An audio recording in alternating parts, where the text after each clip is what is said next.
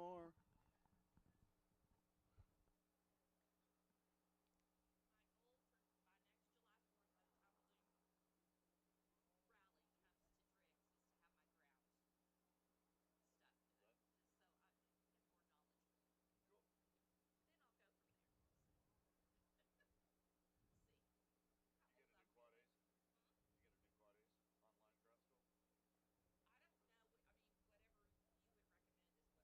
I would, yeah.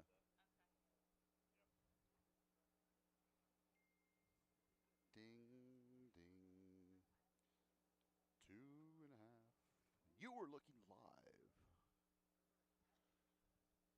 What was that weather again? He said they were having problems with the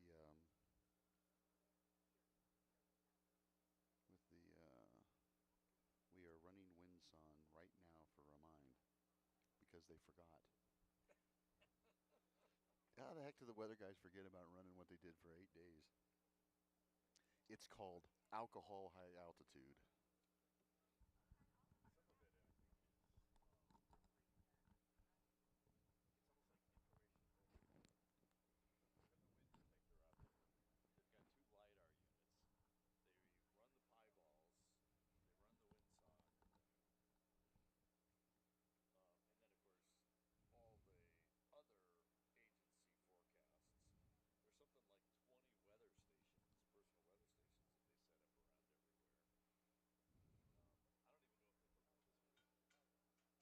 That would be funny if they didn't.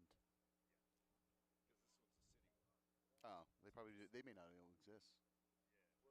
Maybe Brad does.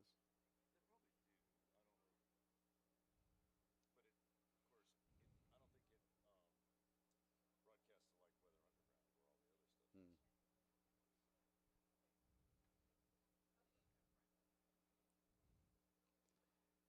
That would be 55 seconds now.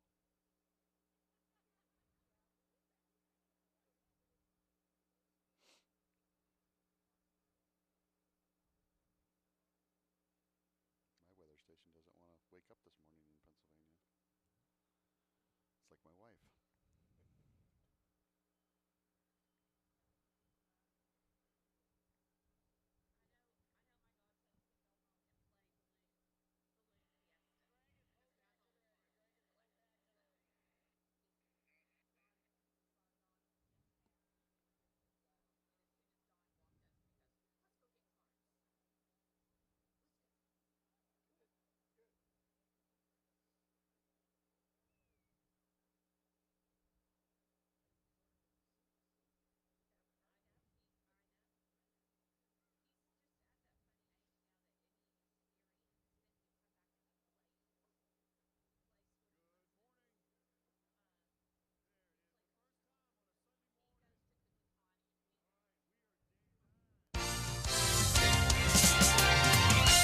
From the hot air balloon capital of the world, this is live coverage of the 52nd edition of the Albuquerque International Balloon Fiesta, powered by ExxonMobil.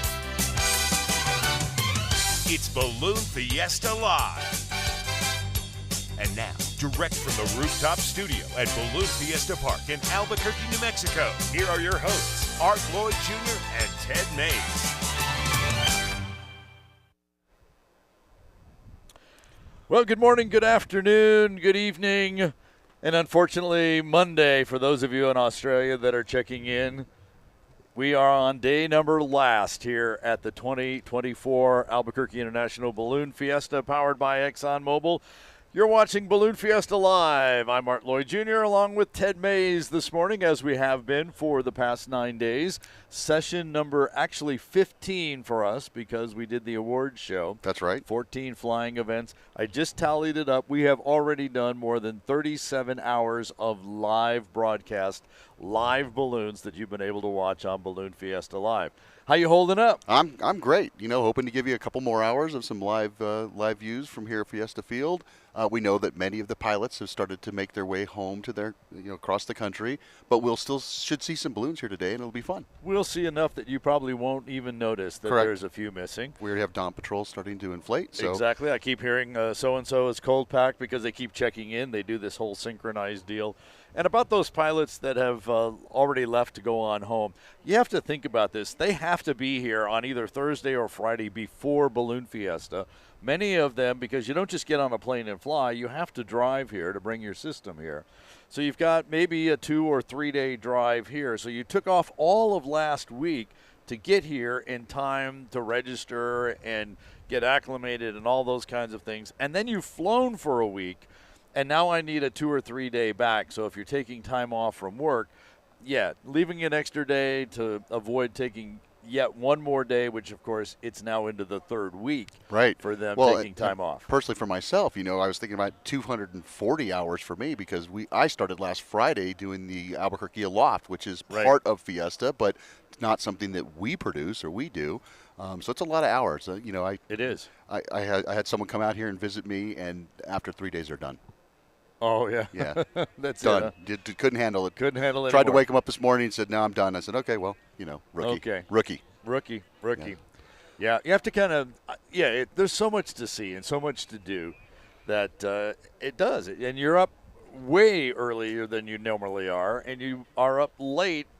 Most people aren't up for taking naps in the middle of the day, but it's a good strategy when you're out here. Well, it's a full day if you think about it. We have all these friends from all over the country, all over the world, and I'm going to see most of them that I can, but there's some that, all week long I've been getting texts, hey, where you been? Well, it's like the days just fly by, and so I can't believe that we're on the final day of our farewell Maes Ascension here at the 2024 Albuquerque International Balloon Fiesta. It just baffles me how quickly it comes and goes. It does. Time just flies by, as we used as a past, theme a couple of years ago. Yeah. Of course, this is the Embrace the Sky year. We have one more Maes Ascension for you, a farewell Maes Ascension. And we're already looking forward, as we talk about themes from Time Flies to Embrace the Sky. Next year, 2025, we're going to be talking about Painted Horizons. So mark your calendars now, and if you don't have calendars, you should probably go out and get one of the new Albuquerque International Balloon Fiesta calendars. That's right. It'll be next year, October 4th through the 12th, so looking forward to that. But we still have one more day here at our farewell Maes Ascension. Next year will be the ExxonMobil Albuquerque International Balloon Fiesta, as ExxonMobil steps up their sponsorship level from the presenting level to the title level. And there you see the new bumper sticker that is available for 2025. Of course, we always start on the very first Saturday of October. So if you can never remember the dates, just remember the first Saturday of October. I tell people the first full week in October a lot of times. Yep. Sometimes people have a hard time about that too. That's why I've kind of moved to the first Saturday. And there's the first burn from our Dawn Patrol show team this morning as they go from cold to hot. By the way, when you go shopping at balloonfiestastuff.com, we're starting to put the 2025 bumper stickers in every order. If you are around the field or here in the Albuquerque area, you can pick up those bumper stickers on the field through 10 or 11 o'clock this morning. After that, we'll be packing things up. You can come by our gift shop at 4401 Alameda Boulevard. That's on the corner of Balloon Museum Drive and Alameda here in Albuquerque, and pick up bumper stickers there as well. Or, again, just go online to balloonfiestastuff.com. Place an order. We'll throw one in the order as we ship it to you or make it available for pickup. Great shot. Brian Carlson there on the left. Dale Dewey Ruth right next to him. I think that's Matt Grote. And Tim, no, that's Polar Dawn. The Polar Dawn? Okay. Polar Dawn is the more, well, now that he lights up, maybe not. And then Tim Taylor there. No, yeah, you're right. That's Matthew, because the more symmetrical spiral is Polar Dawn. So, there's, now I see the extra square. So you're correct. That was Matthew Grote. I mean, I know it's day 9, but I did get some good sleep last night, finally. Well, that's good. The other thing is, because we have cameras on the north end and on the south end, sometimes you have to make sure you know which way you're oriented. Right. We look out, and we're looking from the south, and we can say, oh, yeah, from left to right, it's so-and-so. Well, I'll tell you what, the new additions to the cameras out here have been fantastic this year. The Windfire production team, some of the shots they've gotten us from glows and competition have just been tremendous. And yesterday morning's flight. Yes. Oh, my goodness. Oh. Pat Irwin and Travis was in the balloon with the camera. Boy, if I think in 8 years of having balloon cameras, that may be the best in-flight video that we have had. Oh, without a doubt. He did a great job, and the connection was fantastic. From people don't realize this. They were probably 3.5, 4 miles from the field. Oh, easy. When they took that video right near Cibola High School here on the west side of Albuquerque, and just to have that type of technology to allow all of our viewers on Balloon Fiesta Live to get an opportunity to see what it feels like to fly during Fiesta, even off the field. That's a pretty exhilarating thing when you fly off a Fiesta field. I've likened it to hitting a home run in baseball. Yep. The crowd just goes crazy, and it just sends chills up your back. And looks like it's going to shape up to be another great day. I know the weather team, I thought they had slept in. I didn't get my alarm this morning from them, so I almost slept in. But we have been getting reports from them, and we'll go down to the pilot briefing in just a little while here. But looks like it's going to be another fantastic day, which means I believe we would have flown all 9 morning events. And technically, we've had all 5 evening events That on is top true. of that. So Yep. here's a year for all 14 events, including Albuquerque Aloft. Yes. Which would be the 15th. It's kind of the bonus event, the T-1 day event. And I can't remember the last. I mean, we've had some good years, but I can't remember the last time we've batted 1,000. It's been a while. Yep. It's been a while. And good year last year. A couple of years ago, we had lots of rain and weather come through that caused some havoc, and we managed to lose a number of sessions. But a lot better last year, and of course this year still even better. There's a flicker burn from our Dawn Patrol team. Looking down the line, Greg Lindsay floating Oasis, then Polar Dawn. Late the third one up. We need to school them in the pulse burn. That's my favorite now. Yeah, if you haven't checked out our balloon glows, over the last 2, maybe 3 nights, we've kind of changed things up and added a new type of burn. Everybody knows about all burns. People have learned about the flicker in other parts of the country, sometimes called a twinkle. Yep. So call them both. To me, flicker is a little easier to do. But we added a pulse burn to the arsenal of tricks that we pull with balloon glows. Always great fun coming up with something new and seeing it be accepted as well as it was, especially last night. And if any viewers out there have some great ideas for us, please let us know either on the chats on Facebook or on YouTube. And we're willing to take a look and see what we can do to make it even more fun for everyone out there that's viewing us on Balloon Fiesta Live. In fact, if you have any comments, not just about the glow, anything, we'd love to hear from you at balloons@balloonfiesta.com. So any comments you have about our coverage of Balloon Fiesta Live, I know our board of directors would love to hear from it. I'd love to hear about it. Ted would love to hear about it. So send us an email at balloons@balloonfiesta.com. What did you like? What did you not like? What would you like to see? All that kind of stuff. We'd love to hear from you about our coverage. And we're getting some really great emails, some thoughtful emails. Got one it came in yesterday that I saw this morning that was from a retired balloon pilot who has been used to fly here, hasn't been back for a while, but now because of our coverage is ready to come back and see us again. So, well, as we see the Dawn Patrol glowing there, we have our own Diane Kinderwater right down with one of the pilots. So Diane, who do you have for us down there?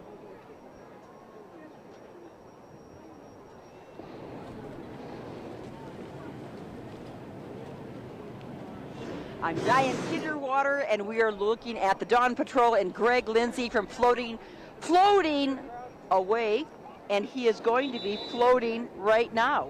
So we appreciate it. Greg Lindsay, you're taking off. Hi! Hi, Balloon Fiesta Live. Hi! I'm so sorry. Hold me down, hold me down.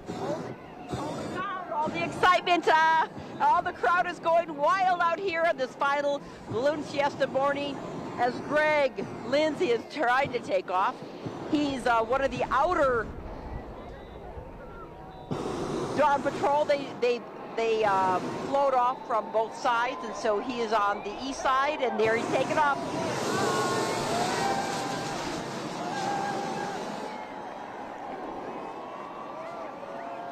with the professional Dawn Patrol team banner on his basket. Yes, yes. And wouldn't it have been cool if his iPad would have been tuned to Balloon Fiesta Live on there? I know he has all of his maps on there, but that would have been hilarious. He is taking as a passenger that I saw one of our official photographers, Sybil Maes, from Germany. We have 2 international photographers on our official photographer team this year.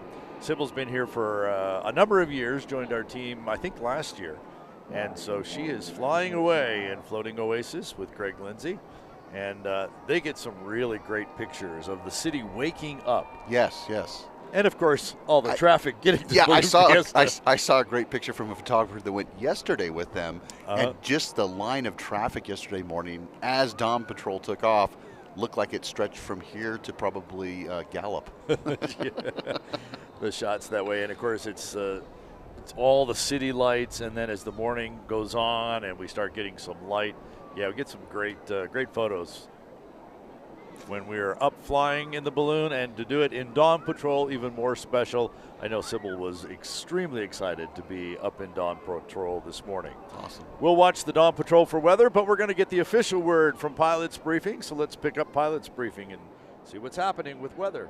Going to be if it stalls out here, winds will be out of the south as long as the front stays to the east. If the front gets close, you could be looking at variable wind conditions. But it looks like as long as that front doesn't get too close, I think there's the possibility of a flight. With that said, though, it looks relatively breezy ahead of this front, so I think it would be one that you'd want to get up fairly quickly and land as quick as possible, because I think winds will be increasing towards that front, towards, let's say, mid-morning or so. Looking, like I mentioned, back home here, looks like another great morning. We've got the drainage that's set up, and it looks like another morning for a box. So what we've got is Santa Fe's running 54 degrees, Albuquerque 60 degrees. Here at Fiesta Field, we are 53 degrees, so it's a bit warmer than what we saw yesterday. And the latest conditions from around the area are as follows. So Sunport is 58 degrees, dew point 27, relative humidity 31%.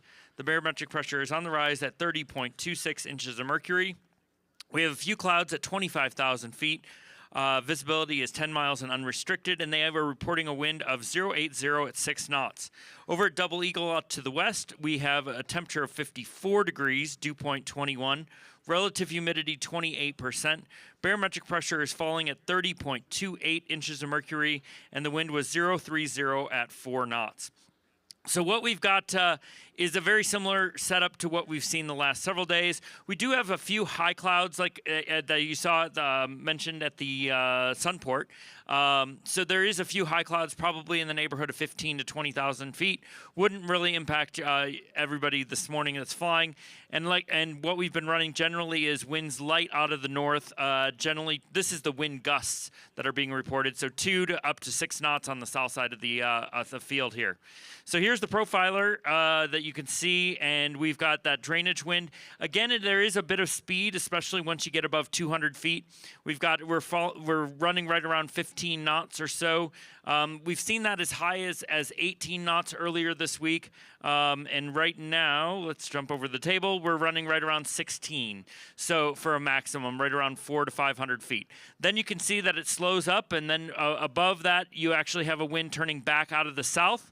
So that switch is going to be somewhere right around 800 feet or so. But the top of the box, again, is going to be slow. So given that that's the case, you can do the box, but it's going to take you a little while to get back here. You'll just have to spend some time at altitude to get back. In terms of the TAFs this morning, let's start Double Eagle. They're reporting a wind 60. It's at 5 knots, visibility greater than 6 miles, and a broken 13,000 is what is expected through 10 a.m. After 10 a.m., a variable wind at 5 knots, visibility greater than 6 miles, scattered 13,000, broken 25,000.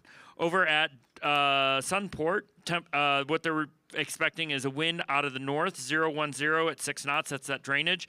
6 miles in visibility and a broken ceiling at 13,000 feet. And then after 11 o'clock this morning, wind switching back out of the south at 1707 knots, visibility greater than 6 miles, scattered 13,000, broken 25,000. Let's see here.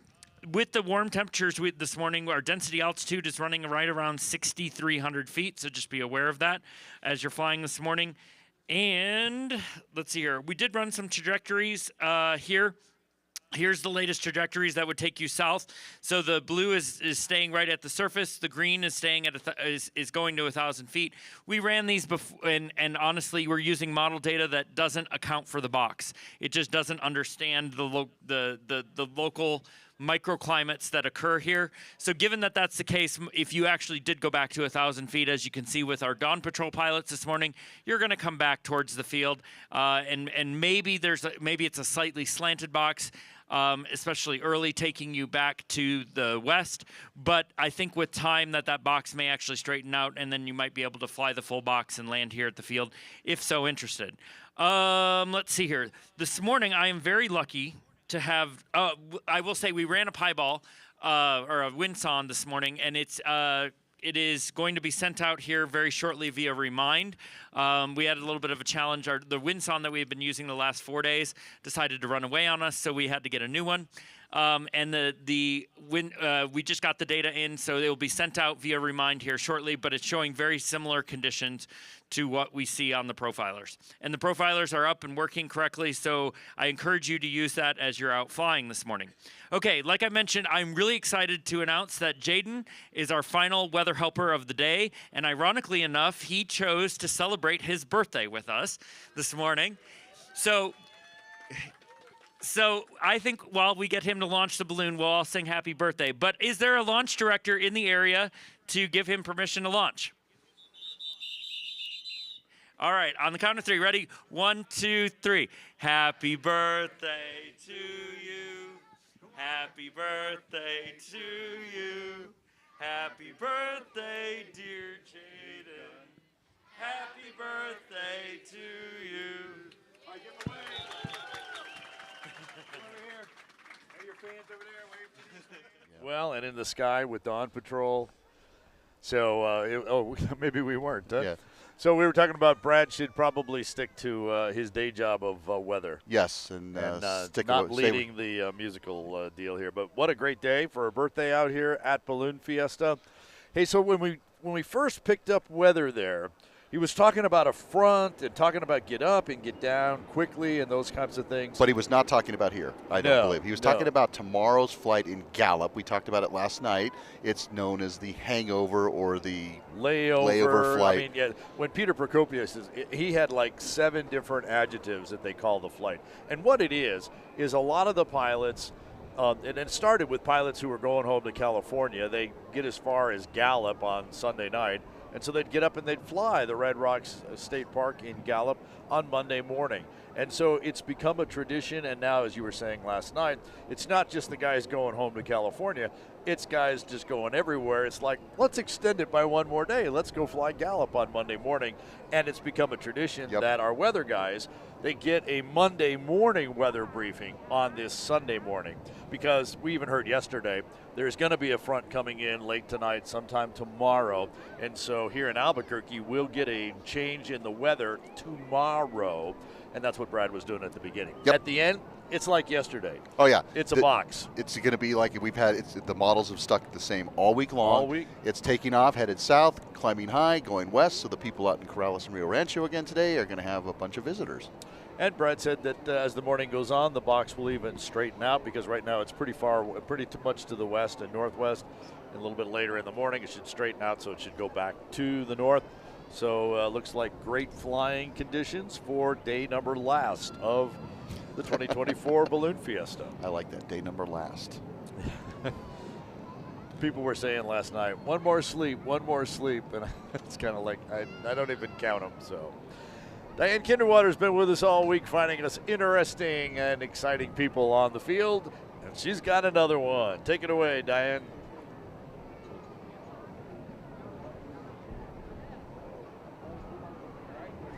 Good morning again. I'm with Brian Carlson from Topeka, Kansas, and his balloon, Lollygagging Balloon, and his beautiful son. So we have hope for the future of ballooning because your 4.5-year-old son is already working. He's already on the job. Yes, this is Benjamin. He's my 4.5-year-old son, and he loves the balloon. He's all about it. He flies with Daddy. He's probably flown with me 30 times. 30 times at 4.5 years old. You're going to pull the burner? Do it. Yeah, stick together. Here we go.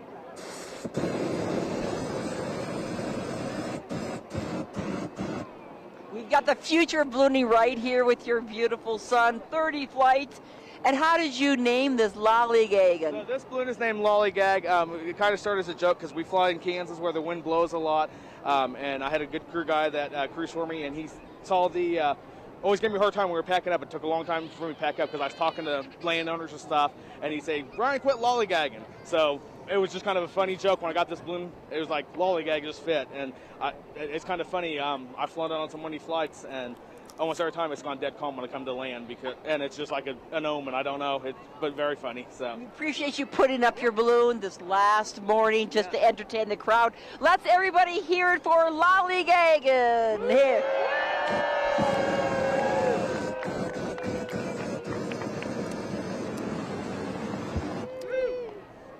Thanks, Diane. Well, you know, the name of the balloon kind of fits it to this morning. He's part of the Dawn Patrol, and he's still sitting on the ground. So he's lollygagging a bit. Well, I think he wanted to be on TV with Diane. Yeah. Hey, a lot of people checking in this morning as well. So Stafford, Virginia, Ontario, Canada. Let's see, Glendale, Arizona. Folks are already saying, gonna miss this come tomorrow or tonight. Yep, I have Huntington Beach, California. I have the Netherlands checking in here, some folks in Ohio.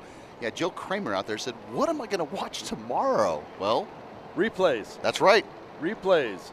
We'll have over 40 hours of just this year alone, and then you can go back and check out the last, after we finish today, 8 years of Balloon Fiesta Live. So if you think about this, we average about 40 hours. So 40 hours times 8 years. 480 hours. That's a whole lot of hours. That's a lot of balloons. Yeah. Yep. And that doesn't count the award show that we put up. That's another half hour. The drone show.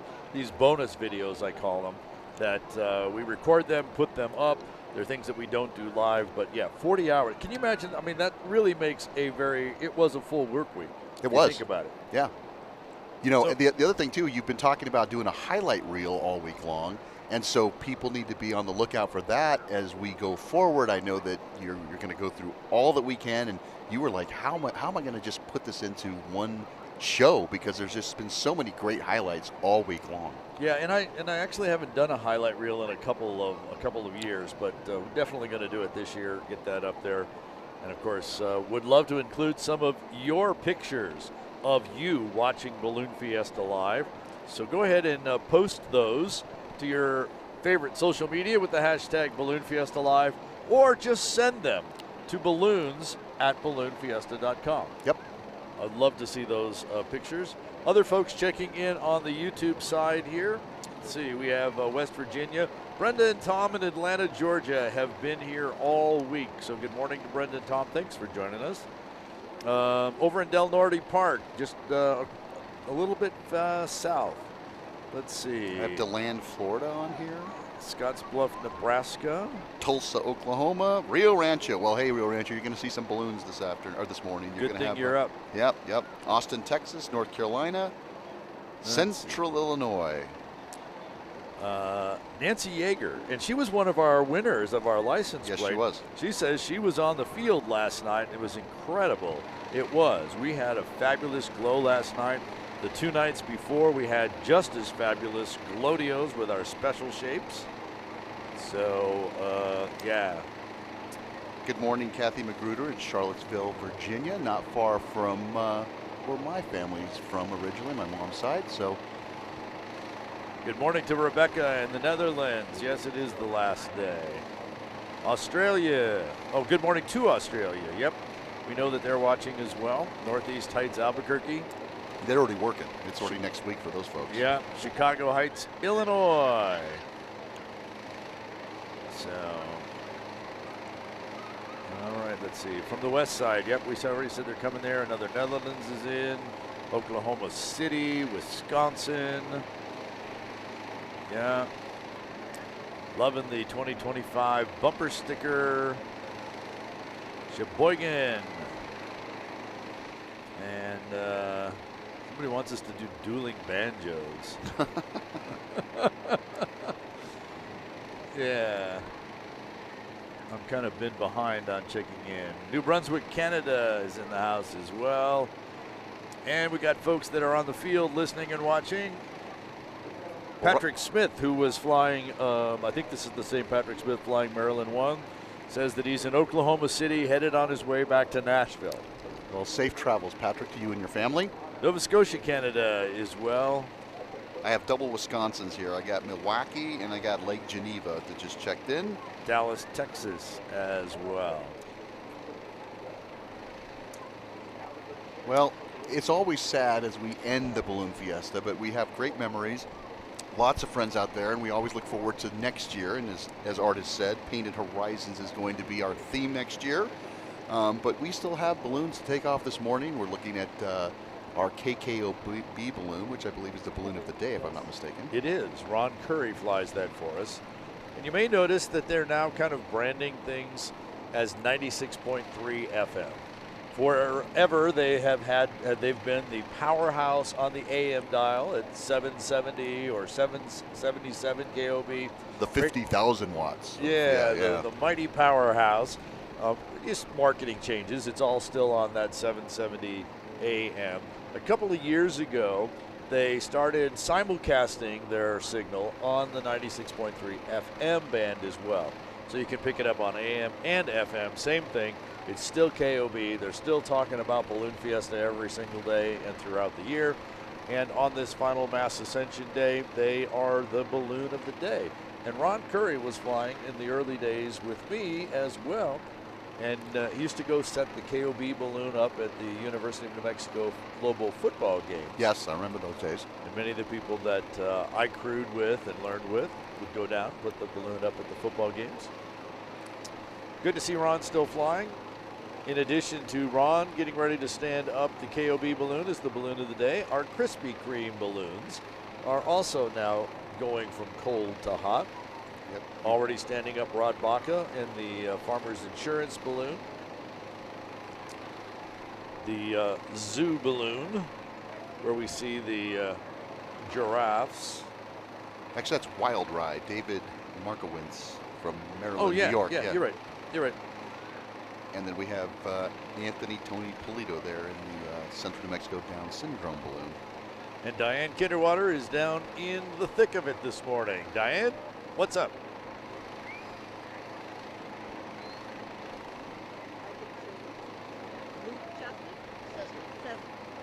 Okay, I'm with Luke Sesnick with the POW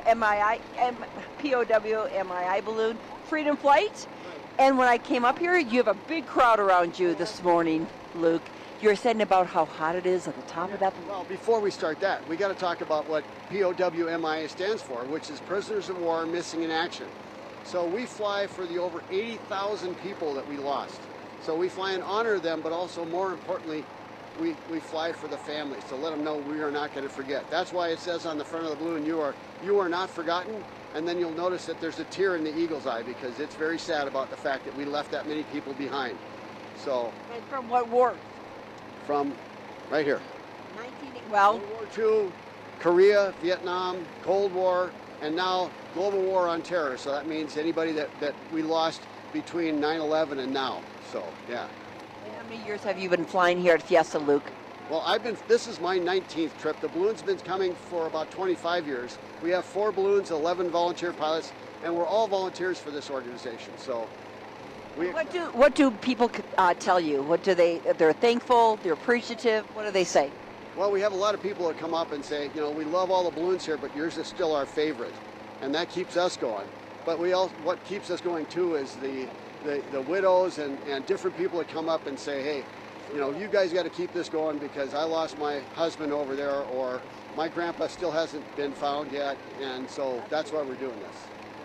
You bet. Okay, guys, here we go. Slow motion video. Here we go. 3, 2, 1. Well, there you go, Art. He must be listening during the glows because he queued you right up as what we've asked all the fans out here to do during the glow. Not only here, Luke was in Plano a couple of weeks ago where we did the slow-mo videos as well. You're training them well. I'm getting everybody trained on how how to do this. Not only how to do a glow, but how to capture it on your cell phone, whether it's video or slow-mo video. The first time it seems like the first time anybody ever tries that slow-mo video, they're just amazed at what happens and what that looks like. So you don't have to wait for a glow to do a slow-mo video anytime you're around a burner. And I guess it would work if we had a nice tight shot of a balloon doing a burn on our feed and you took a slow-mo video of your screen. Yep, That would probably work too. Yep. So we're starting to just see the sun peak, just that little silver ribbon around the very Sandia first Mountains. Early dawn light of the Sandia Mountains. We're still in Albuquerque. about 40 minutes away from official sunrise. By the way, the word is that the green flag is up, which is not unexpected. It's been up all week. And as soon as pilot's briefing ends, then they've heard the weather, they've heard the task, they've gotten reminded about safety and those types of things. Then it's like, okay, let's go fly safely because we're putting the green flag up. Yep. And I can't see it from here, but to your point, I believe it is out there. You can see one of our dawn patrollers. There you go. There's the shot of the mountains. Yep. Fantastic. Look at the colors, just the greens and the blues going to the darks. And fabulous, because it does not look that pretty to our naked eye. No, not at all. That's the fabulous camera setup that we have. I believe that's coming from the pilot's tower, is it not? I think so. Sean Spikert on the left and Keith Tkach, two local Albuquerque pilots doing the Albuquerque Krispy Kreme glow this morning. Sean does have the Krispy Kreme banner, and Keith has the General Mills banner. General Mills has a plant just about a little over a mile to the south of us. It was actually 20-some years ago, we were on that field, and General Mills was right at the south end. You may remember that we used to come in through the General Mills Yes. gate to get onto the field. I do. And every morning they would hand us a little box, the little mini boxes of cereal, which was really great. And here in Albuquerque still, depending on which way the wind is blowing in the morning, you can get this great smell of Cocoa Puffs. Yes. Coming from the Or whatever General Mills. cereal Or they whatever do- they're cereal they're making, doing. yeah. Cocoa Puffs always seems to be the strongest smell. Right. And there is a bike path on what's called the North Diversion Channel, which runs actually literally from the south end of Balloon Fiesta Park here, right past General Mills and all the way down to the University of New Mexico. I'll ride that a number of times on my bicycle, and so it's always great to come by General Mills and say, smells like Cocoa Puffs or something else that Gives you that they're morning producing. fix without having to have the morning fix. It does. And they were great partners then and continue to be. They provided the cereal for our kids for Kids Day as well, which was on Friday, which was another fabulous day we had.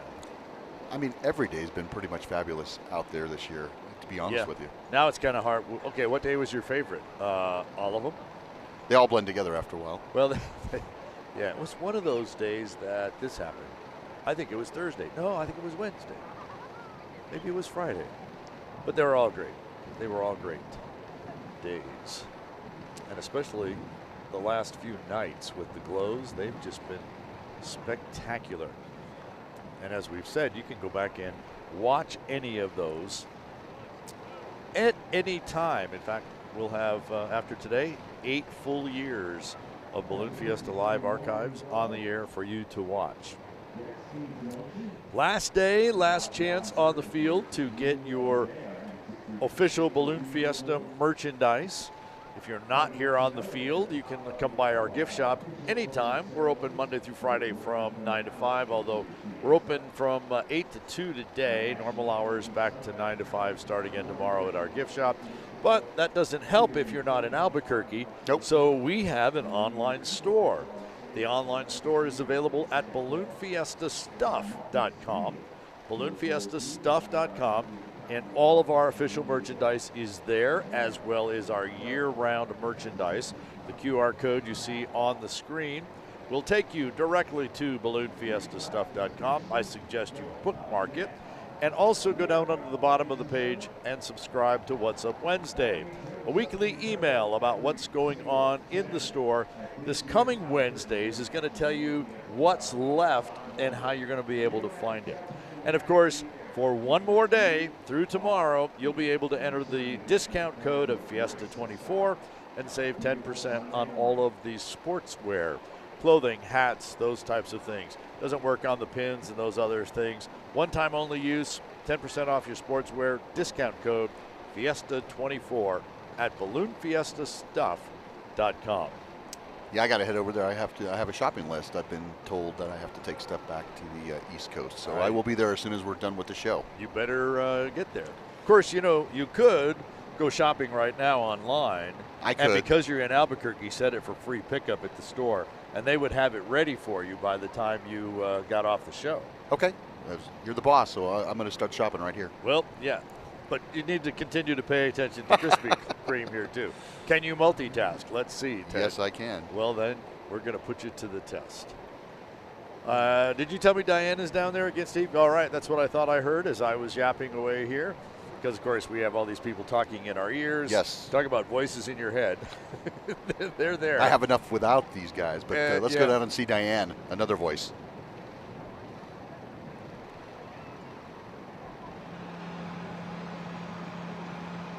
Hi guys, I'm with Tony Polito and the Lucky Few balloon, and he's doing his pre-flight check, and you're going to let me know, and we're going to follow you around and what you're doing with your pre-flight check. It's the final pre-flight check. I've already checked it 3 or 4 times. I go through one more time, make sure all the cables are tightened down and the carabiners are good, all the lines are untangled.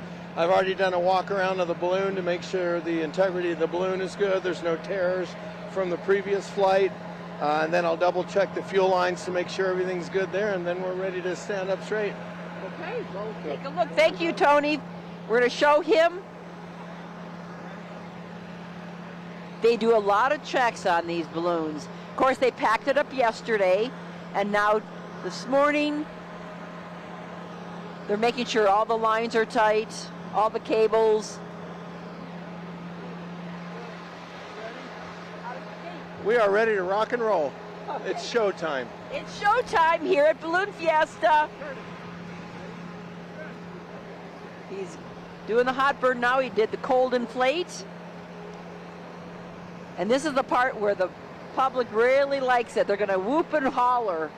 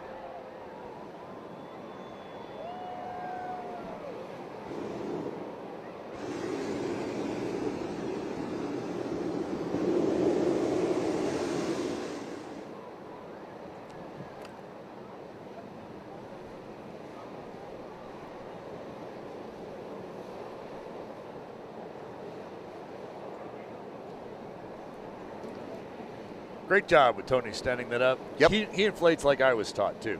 Yes. With a couple of little short burns there, kind of pushes that heat out there, just kind of makes everything start. Maybe even sets up the airflow because as you put the heat in, it's going to suck more air in with the fan going. So a couple of those short bursts, and then once you've got that going, you go into the long burn. And then just before it reaches all the straight vertical, you let go because it's going to continue to stand up and not go flopping over. Of course, that's also part of the job of the crown line person. Yep, nice and tight inflation right there. And yeah, you know, Tony, I've known him a long time, and he got his check ride from Sid Cutter. I don't know if you knew that or not. I did. And then not long after that, Sid encouraged him to get his commercial license.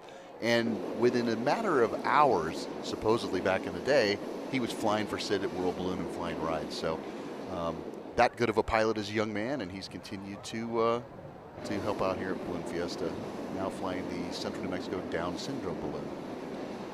Really pretty blue and white. There it is. Rio Grande. Down Syndrome Network. And they fly a lot of kids with Down syndrome. I think the boy that went up yesterday's name was John. Yep. Checking off their bucket list. Oh, I thought you were. And just making them excited. You want help? So you were sitting there. Like everyone is out here at Balloon Fiesta, whether you get a ride or not. And we see those little high clouds again. That's going to hold in that layer for us so we can get a nice box going. Noticed yesterday I had a lot of people sending me stuff online about, look at the clouds. Are the clouds going to go away? Are the clouds going to affect you? Actually, the clouds help in the situation. Yeah, it was great yesterday. The only thing they got in the way of was those popping colors. Right. When the sun hits, because so we kind of miss some of that, but it actually makes for kind of more dramatic sky sometimes. Yes, it does. And more dramatic pictures as well. So Ron Curry has the 770 or the 96.3 News Radio KKOB balloon standing up. He'll be our balloon of the day, and he's set to lift off in about 18 minutes with the national anthem and carrying our flag airborne. But in the meantime, Diane continues to wander among our Krispy Kreme glow. Diane?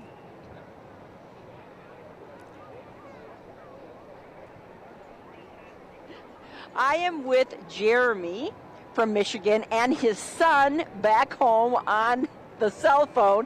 And I was laughing because I heard Jeremy talking to his phone saying, and when he saw the burning, he said, and that's why none of the pilots have eyebrows.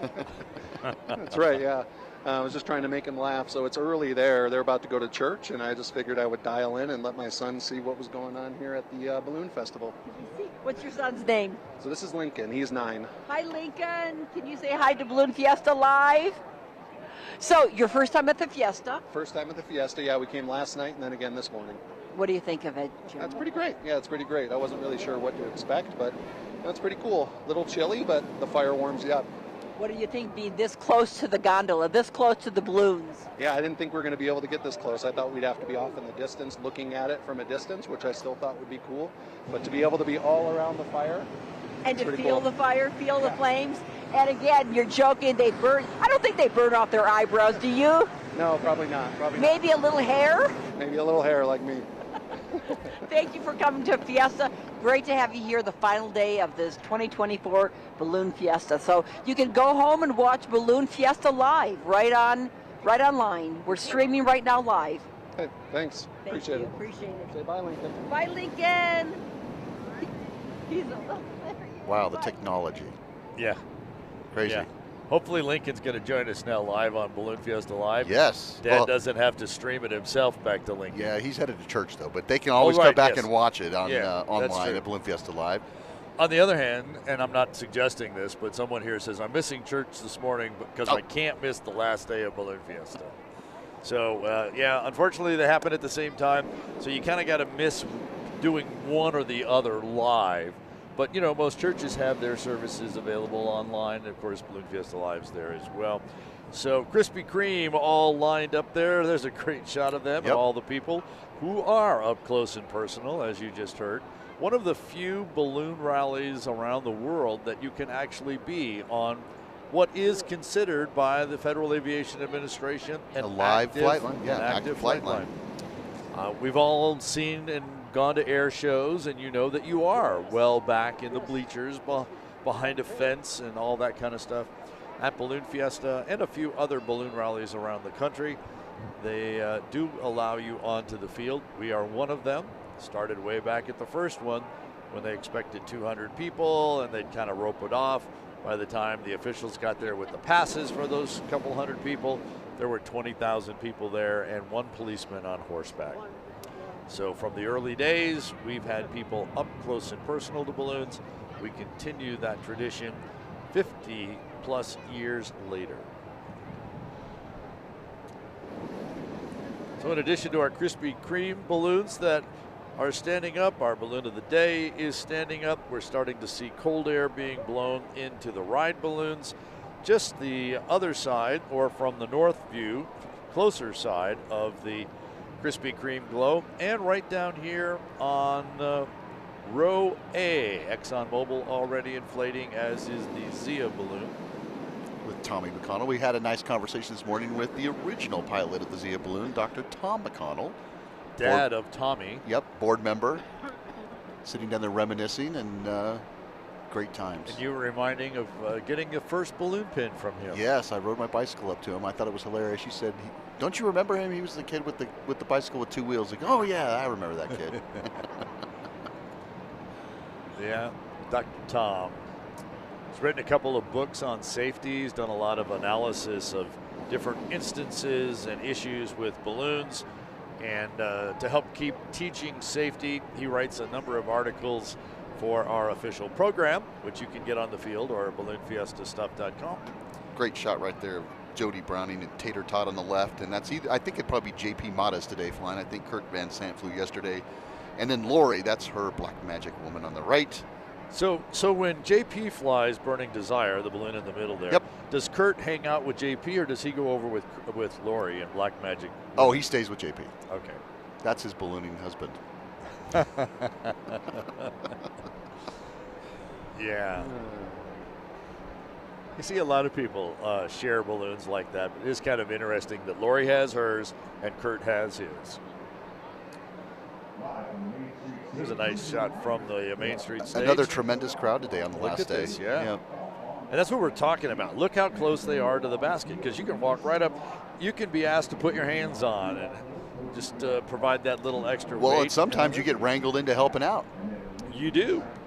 You do. I remember a number of years ago, I had a couple. We were short on crew, and I had a couple. We were doing the Krispy Kreme glow, and there was two couples that were out there, and we needed some help. Yeah. And so I walked up and said, "Hey, do you guys want to help with the balloon?" And they were from originally from Florida, so we got them to help us out. And I looked and well, turned. we don't know anything. Yeah, probably, no. Right? We went up there and we gave them a little 911 on what to do, to take care of them. 411. I'm sorry, 411 to help us out. And I looked at my balloon partner. I said, "Hey, I'm going to make their whole month." Yeah. Well, 10 years later or so, still am in contact with these people. I gave them their first balloon right off the Balloon Fiesta field. They were not expecting it whatsoever. And it was just a lot of fun. And that's how you create these friendships, these lasting friendships forever. And sometimes those chance encounters, and you join that crew for that, what you think is going to be that one time. I'm just going to help you out this one time. They get hooked. Next thing you know, you call them and you say, "I'm going to go fly tomorrow. You want to come with me?"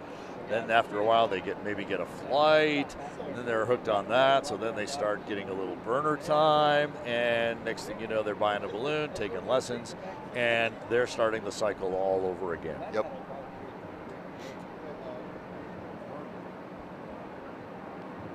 What a great day we're going to have here. Man, it's been a fabulous week. It certainly has. And the sky is starting to get just a little bit lighter now, as we see more and more balloons putting cold air into the envelope. We fill it full of cold air. Once it's cold packed, as much cold air as we can pack in there with that inflator fan, that's when we turn the burners on, heat the air inside. It becomes less dense. It stands up. We continue to heat. The air continues to get less dense until it is lighter than the outside air, enough that it can actually lift the weight of the envelope and the basket with all of the propane, people, etc. inside. That was a great shot from our new north cam that we have out there next to the stage that they had Music Fiesta on yesterday. Speaking of balloon crews, Diane Kinderwater has found one to check in with. So Diane, take it away.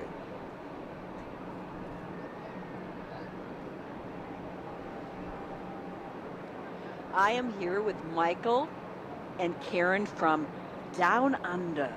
Down Under. That's correct. That's Down Under. Correct. Tell those who don't know, where is Down Under? So we're from Canberra in Australia. Canberra's the capital city, and Australia's, of course, the biggest, best country of the world. Next to the United States.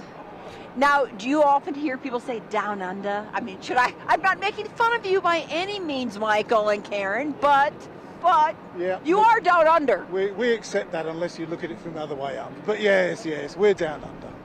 How many times have you come to Fiesta? This is our first time to Albuquerque in the Fiesta, but we've been ballooning for 5-6 years now. We travel all over. You travel all over the world doing this. And here, Karen, you're crewing for the balloon, which is Skylark, Correct. which has a Chinese pilot. That's correct. He flies in Canberra at our festival every year in March. We have a 9-day festival with about 30 to 40 balloons, and he comes over and flies, and that's how we met him and how we've ended up crewing for him. Fantastic. How does this fiesta with about 500 balloons compare to, I know you love your fiesta, but how does this compare? Oh, look, there's no doubt this is the biggest and the best in the world. I'm not just saying that, it's amazing. We've had a great day 9 today. We're going to stay a few more days and enjoy Albuquerque as well. And what's so wonderful, you can go home or tell your friends at home to watch Balloon Fiesta live, because this is archived. We are streaming live now all over the world, but you can go back and watch it. So I'm going to ask in your native tongue, can you tell your friends to watch Balloon Fiesta live? Well, I'm not sure what my native tongue is. I think we speak better English than you guys. But anyway, you guys have got to come over and you've got to come to Albuquerque, but more importantly, watch it on TV. Beautiful native tongue that you have. Karen, what would you like to finish off with? I would like to thank everybody for welcoming us and making us feel so comfortable being here, and all the help that everybody has given us. Thank you, Albuquerque. Thank you, Albuquerque. Thank you, Cambridge. Canberra, Australia. Thanks. Now get back to work, you two. This is what they're doing. You're taking the ties off the balloon. That's a lot of work for you two. Hopefully there are other crew members here. Yes, there is. There's 5 of us, including the pilot. I don't see them but you guys. That's all right. We all have our separate jobs, and we know what to do to work as a team. Very good. Thank you. Thank what you. a delight. Thank you so much. Yep. Well, you know, they're late for work if they're in Australia because it's already Monday morning down there. It is. Good thing they're on holiday. Yes. So that's why I couldn't find that balloon before. I've been looking for that balloon all week to identify that one. Yep. Chain Link Chen.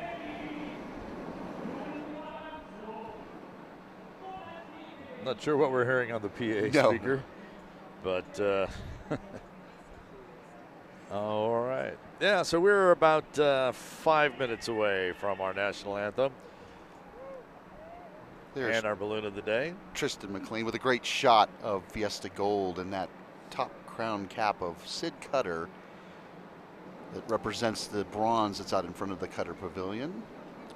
Yeah, you see the red top of the Zia balloon over on the left, and over on the right is the yellow one, Fiesta Gold you just talked about. And I remember when they unveiled this balloon at the 50th. It was on the Saturday morning because we expected winds on Sunday. I still remember that. And while I had been privy to the design ahead of time, it was such a delight to see that and to have Sid in the top looking down at you, waving at you while you're flying. Yep, and very iconic because he used to like to ride on the side of the basket. He did. With his dogs. So there's a great shot of it right there. Good morning, Sid.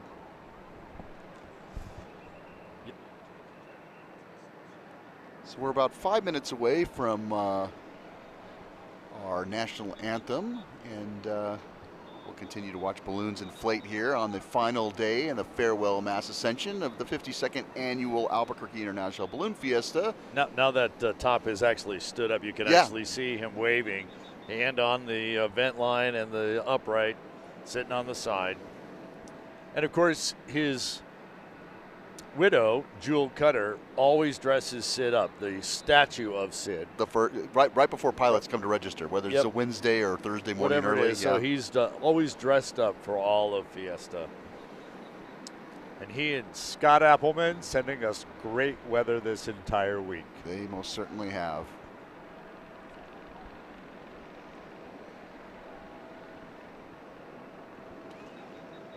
There's a bunch of people getting ready to check off another bucket list with Rainbow Riders.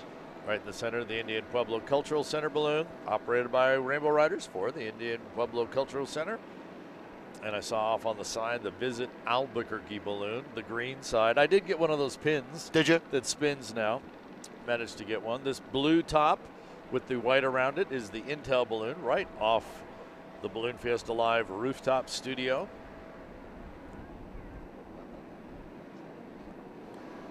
And there's that tiny regular size balloon, the New Mexico State Aggie balloon, KOB balloon behind it. You see, those are the regular 90,000 cubic feet. But when you put those big Rainbow Rider balloons that are 210, 220, 250, 100,000 cubic feet, it just really dwarfs that 90,000 one. I just love the juxtaposition of the different sizes. Well, see, and Lori right there, that's a 105. That's Black Magic Woman. And that's the one with the black and the colors on it. Yeah. That's a fairly large balloon. I've flown in that balloon. And if you just look at the size of that one back behind it, it's still it dwarfs it. Yeah. And it's farther away, so it should look smaller. Yes. So for it to look bigger and be farther away, yeah. And looks like they're getting ready to just about, yep, there he goes. The pilot's about to step in and do exactly what we saw Tony Polito do a few minutes ago. Put some heat in it, stand it up. And it looks like we got some first-time, well, maybe first-time riders there. Usually they are. Oh, yeah, look at posing for the picture. You know, people always ask me, they say, well, what's it like? You know, I don't know if I'd want to go in that thing. Well, you know, you don't really have a sense of feeling emotion because you're going with the wind. It's not like you're on an airplane and you get on a commercial jet and you're flying out and you feel that push. This is just floating with the wind, and it's the most calm, serene time, and probably the most calming time in my life when I'm up there, and it gives you a great train of thought, and you're alone with yourself. And a lot of times you're talking, you know, with people around, et cetera, and then the next thing you realize, oh, we're off the ground. Yeah, you can have that kind of a smooth lift off. The other funny thing was you and I both like to talk, obviously, what we do, yes. right? When I fly a balloon, I don't really talk very much. So I don't either. You know, my wife, the one time she's flown with me, she thought something was wrong because I wasn't talking. She says, that's all you ever do is talk. So I'm really focusing. Yep. Well, you get so busy flying. You got so many things to do while you're flying. The conversation, the social aspect of that kind of goes away a little bit from the pilot's standpoint of view. But I think we are basically ready for our national anthem, our balloon of the day, KKOB. So let's go and head on down to our Main Street stage and our public address announcer, Mr. Bill Royal. Good morning, everybody, and welcome to the grand finale of the 52nd Albuquerque International Balloon Fiesta, powered by ExxonMobil. Are you all ready for something amazing one last time?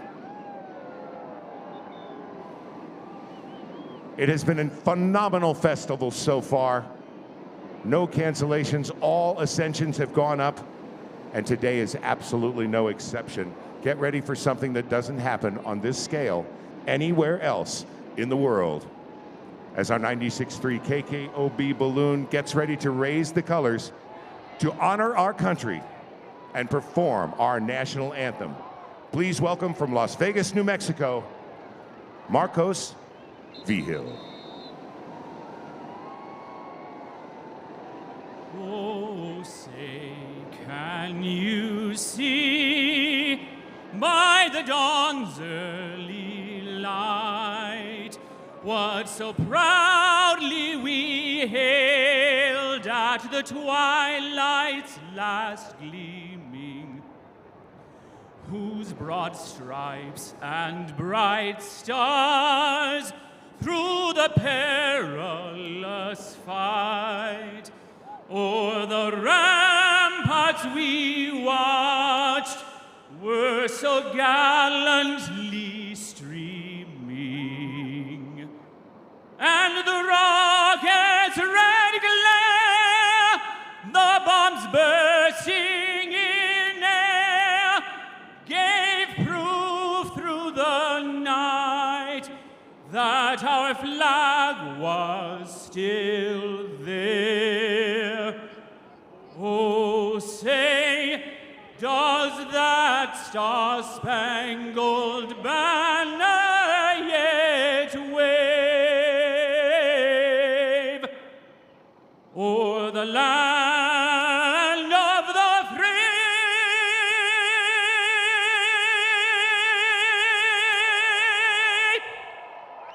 and the home of the brave?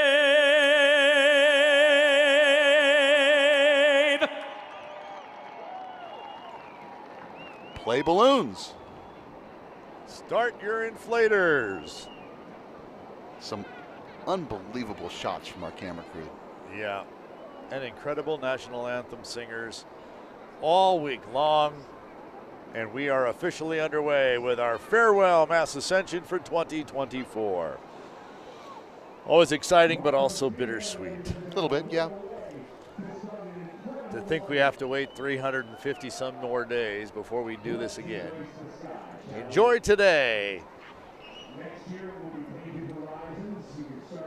You were mentioning we're sitting here in row 1, and we're seeing Earl Buzzard, the Intel balloon, Tommy McConnell, the Zia, Tristan McLean in the ExxonMobil. We have Xfinity going up, Coca-Cola.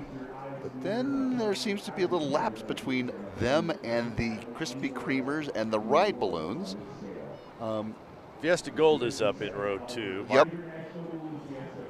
Mark Sullivan has Fiesta Gold, Xfinity standing up. Got another one over on the end. But yeah, there seems to be. So definitely we're actually now I'm seeing a little bit more. And there goes Tristan McLean with ExxonMobil. He's already waving the hat. He's already waving the hat. Didn't wait for the camera to catch him today. Yeah. Well, but I am now starting to see. So it's just going to be a little bit slower morning, and with a few less balloons, because as we talked about earlier, some of them are already on their way home. There's the hat wave. Oh, there we got it. All right, good deal. So Krispy Kreme starting to launch off the side. We start to launch off the middle of the field, the south end of the field, and we'll have our Maes Ascension underway. Yeah, here's the second row starting to get going. So I think, like I said, just moving just a little bit slower. Well, after 9 days, you do slow down a little bit. You do. And you want to be safe out there. You want to make sure everything's good, and you're flying into the comfort level of, flying for 9 days is pretty grueling. We were talking earlier, most rallies are Saturday, Sunday, sometimes at best a Friday, Saturday, Sunday. Yeah, or a Monday if it's a holiday. But you're right, 2 days, and maybe you do one event on a third day. We're 14 events in 9 days. And, yep, there goes Krispy Kreme, the one with the banner. Thank you, Sean, for finally turning it and letting us see it. We appreciate the banner, it. Yeah. So. All right, let's take it back down to, let's take it down under to the left side of the field and talk to Diane.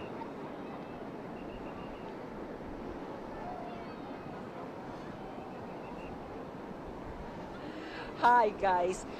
We have a first-time visitor from Beijing, China, here at Balloon Fiesta Park. It's Sheng-He Chen and his wife. Chen Peng.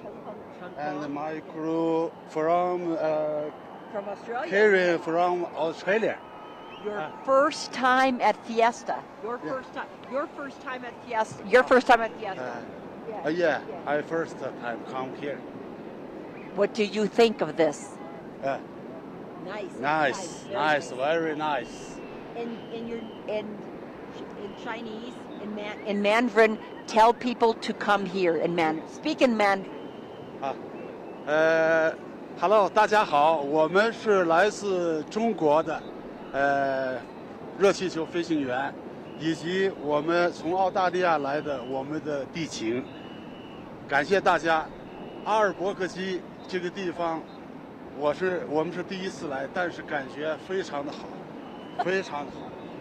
No, sorry, nobody really can translate that. Maybe Google Translate, but I'm sure he's saying that Balloon Fiesta Live is fantastic, and so is the Albuquerque International Balloon Fiesta. Thank you. Thank you very much. Thank you very much.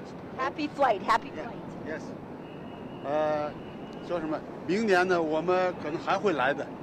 Thank you very much. Thank you. Thanks, Diane. Always good to have folks around the world, because this is the Albuquerque International Balloon Fiesta. Saw J.J. Mancini go out in Mr. Sprinkles. There's another shot of Tony Polito with his Rio Grande Down syndrome balloon. We talked with Tony earlier and saw him do that fabulous inflation. Again, our ride balloons and our Krispy Kreme balloons are off to the one side. I see a far west side, Keith the Catch we talked about. Rainbow Riders going down the east side. Right off the south end here, Xfinity getting airborne as well. There's the shot of, actually we can kind of see all the way down the field to those Rainbow Rider balloons. And there's a great way that you can start to see some of the difference. Brad Rice with the Rainbow Rider balloon with the Zia. Yep. But then there's the Rainbow Rider that's just a little bit higher, and there was nothing in the eye. But as it turns around, we may see some more. The Colorado balloon is also giving us rides this morning. Pinnacle Propane, been providing our propane all week for our flights. A great partner in the propane business. They have the balloon operated by Rainbow Riders for them. Kettywample right there in the middle with the handicap accessible basket. Yeah, just kind of peeking through there, yeah. I point to the screen like everybody at home can see it. Yeah, well. Coca-Cola going directly overhead. Can't point our pictures up from there, but we've had great conversations with Steve Mitchell flying the Coca-Cola balloon for us. Well, there you go. Look, there's Brad Rice. The Zia of New Mexico and the Arizona flag, because Rainbow Riders has operations in Arizona as well. In fact, they're in the Four Corners area. So New Mexico, Colorado, Utah, and which one did I miss? Arizona. Arizona. Yes. Yeah, we should photobomb Brad because he did that to us last night during our glow. He did. He did. So I think we're going to turn around real quick here. Yeah. Let me not. Let's see. You there? Yep. There he is. We're close. I'll send that to him.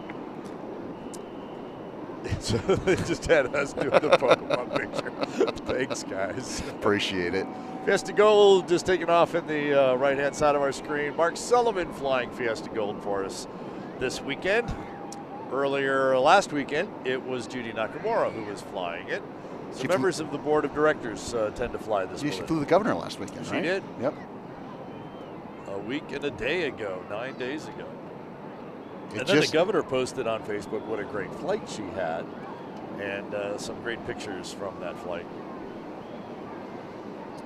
Fidelity Investments, another one of those corporate balloons flown by Rainbow Riders doing dual duty, taking folks up for a ride and advertising for a business. There's Tony. We've been talking about him on the ground. Yep. He's going to come right over the rooftop studio. In the center of the shot. Yes. Of course he is. You know, I did notice a couple of the Krispy Kremers did pull out, but that's okay because every flight here at Fiesta is at pilot's discretion. And after 9 grueling days, they wanted to put a show on for the folks this morning, but they also wanted to take care of their crew and maybe wrap up the time that they're here and spend some more time on the field before we have to get back to reality tomorrow. Making that last-minute shop because somebody said, oh, by the way, bring me a calendar too. Right. Or bring me a program.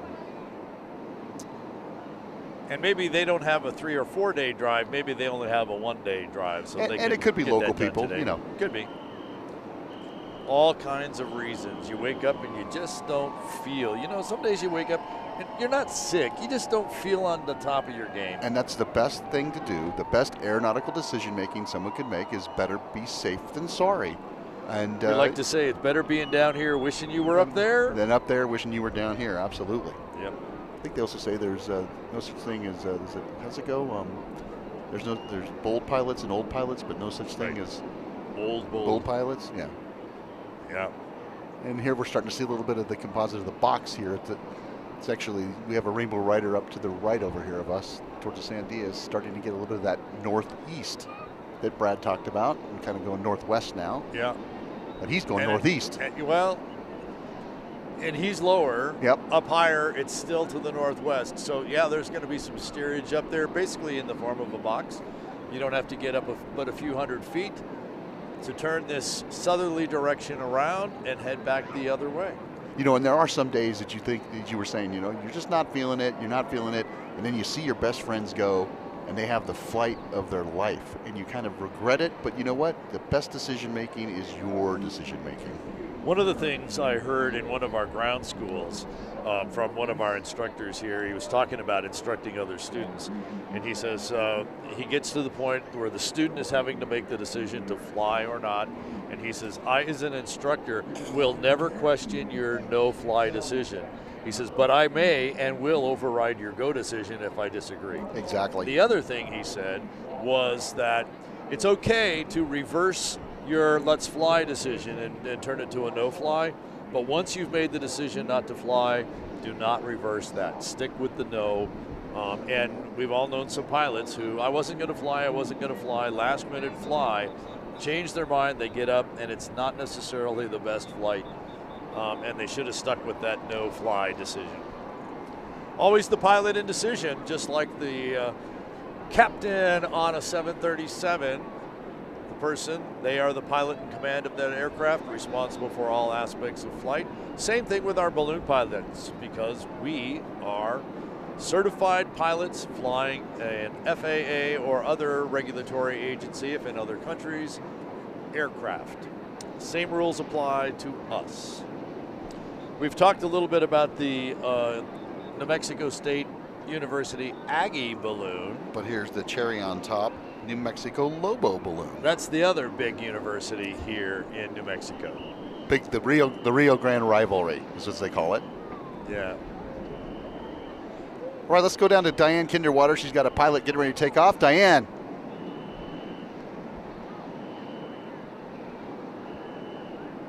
Mark from Albuquerque. And your name? We got Mark Yoakum from Albuquerque and Meredith, thank you, his crew chief. And you've got Air Rocky Top. How did you name that? That came from the previous owner. He named it. It's from a company called Rocky Top Press, and it was named in the vision of the song Rocky Top out of Tennessee. How's your crew? You have a lot of weight to put on here this morning, huh? Yep, but we got it. It's just windy, so it makes it a little tougher, but we got a good crew, so. Where's your crew from? Here in Albuquerque. They are putting their weight down, and we've got some passengers. I'm Tracy. Jacob Smith, here in Albuquerque. What do you think of Fiesta? I love it. This is my third year, and I love coming back every year. It's the best time ever. Mark, you're busy. What's going on up there? What's going on up there? I'm just prepping the balloon for flight, checking my top to make sure that it's secure and working properly, and the rapid deflation system's working properly. And we're fighting the wind, making sure it's nice and packed so that we limit the buffeting in the wind. He's busy like all these pilots. Good luck to you. Have a safe flight, final flight during this Fiesta. Mark Yoakum and Air Rocky Top, great friend of balloons, and we love going out and flying around him. We're going to watch him take off just over the shoulder of Henry Rosenbaum, our balloon meister. Another great friend of balloons. Yeah, who has joined us here on the rooftop studio. Good morning, Henry. Good morning, Art. Good morning, Ted. And again, good morning to your whole staff. What a fantastic day we're having. What a great day you were saying, I think. It is. It's a fantastic day. We refer to it as our farewell Maes Ascension. It is our last day, and we've done 14 sessions. We've been thinking back in time. We can't think of a time that we've done all 14 sessions where we've been able to display our balloons. It's been wonderful. So what was the mood at pilot briefing here on this last morning of 2024? Tired, but excited. But I told them, I said, they're all rock stars. They've been rock stars all week. And just like every rock star, when you step off the stage, the crowd's still out there cheering, and they wanted an encore. And that's what today is. So we came back out on stage to do an encore, and it's going to be a fantastic encore. With this box, having the balloons going back out to the northwest, it's just beautiful. So what's next for you after the end of today? Obviously packing up. What's next on your agenda? Because you told us you retired last Friday. I did. I retired on October the 1st, and I arrived here on October the 1st. So I'll get home, relax, enjoy time with family now. But what's next for today, and that's the message I wanted to come and share with you, that our staff is telling me and all the pilots and their crew is, we're looking forward to get home to our loved ones. Specifically to my wife, the 2 boys, and I've got a little grandbaby at home, baby nice. B. So looking forward to getting home and spending time, just like all of our staff, all the pilots and crews. We want to get home. We want to spend time with our family and our loved ones, and then some of us have balloon events next weekend that we're going to go to. This is what we love, we enjoy, and our families that can't travel with us at certain events, they're at home holding down the fort. And we miss you, we love you, and we're only a couple hours away, or maybe a couple days away, but we'll be home. So we batted 1,000 this year. We did. And throughout the year, you and I have a little text thread going having to do with baseball. So I think I'm going to continue for next year so we can bat 1,000 again. Yes, you're exactly right. And I learned something. One of the staff members that came on board this year used to work for the Patriots. And he was on the Patriots when the Patriots won a couple of the Super Bowls. And even as a staff member, everybody on the team got Super Bowl rings. So there's no doubt Fiesta won the Super Bowl this year, getting all 14 events. So I've challenged the staff to get us Super Bowl rings for next year so we can proudly display those. So we'll see if that's in our pilot packs next year. But back to today, it's going to be a fantastic show. We'll probably only do one wave, and then we'll open the field for landings. There might be a couple of balloons that are able to work that box, but for the most part, they're going to be back out to the northwest again today. Well, we were watching some actually seem to get a little bit of east at one little narrow layer up there. So we'll see what they decide to do as we finish up on our farewell Maes Ascension. Henry Rosenbaum, Balloon Meister here at Balloon Fiesta. Yeah. No, thank you. And I just want to say thank you again for what you do, what you bring to the world. Literally, the world watches us. I've gotten texts throughout the week from people from not only in the States, but from overseas and elsewhere, and they greatly appreciate it. And the fact that you can go back and watch it at another time is tremendous, because the balloonists like to go back and see their own selves from that morning or that nighttime activity. So thank you and your staff. It's been a wonderful fiesta, but you know what? We're going to be back here again next year on October the 4th, and we'll start it all over, do another 9 days. We're hearing, actually, since you brought that up, Pat Irwin in the Nevada balloon flew our balloon camera yesterday. In fact, he's going to fly it again today. And we had the most fantastic in-flight video yesterday. And then he said he went back with his crew and watched the recording later, and he was blown away about what was happening there. So, yeah, people are watching it. And just so everyone knows, before we started this morning, we already had 37 hours of live Balloon Fiesta coverage just this year. Yeah, that's unbelievable. So talk about stats. One of the stats, our zebras, the launch directors, they keep track, a lot of them, of the steps that they do throughout the week. So I asked them this morning, I said, up to today, how many steps have y'all collectively done? And they came back and they gave me a total of 5.5 million steps that these zebras, launch directors, have done. So I did some math for them.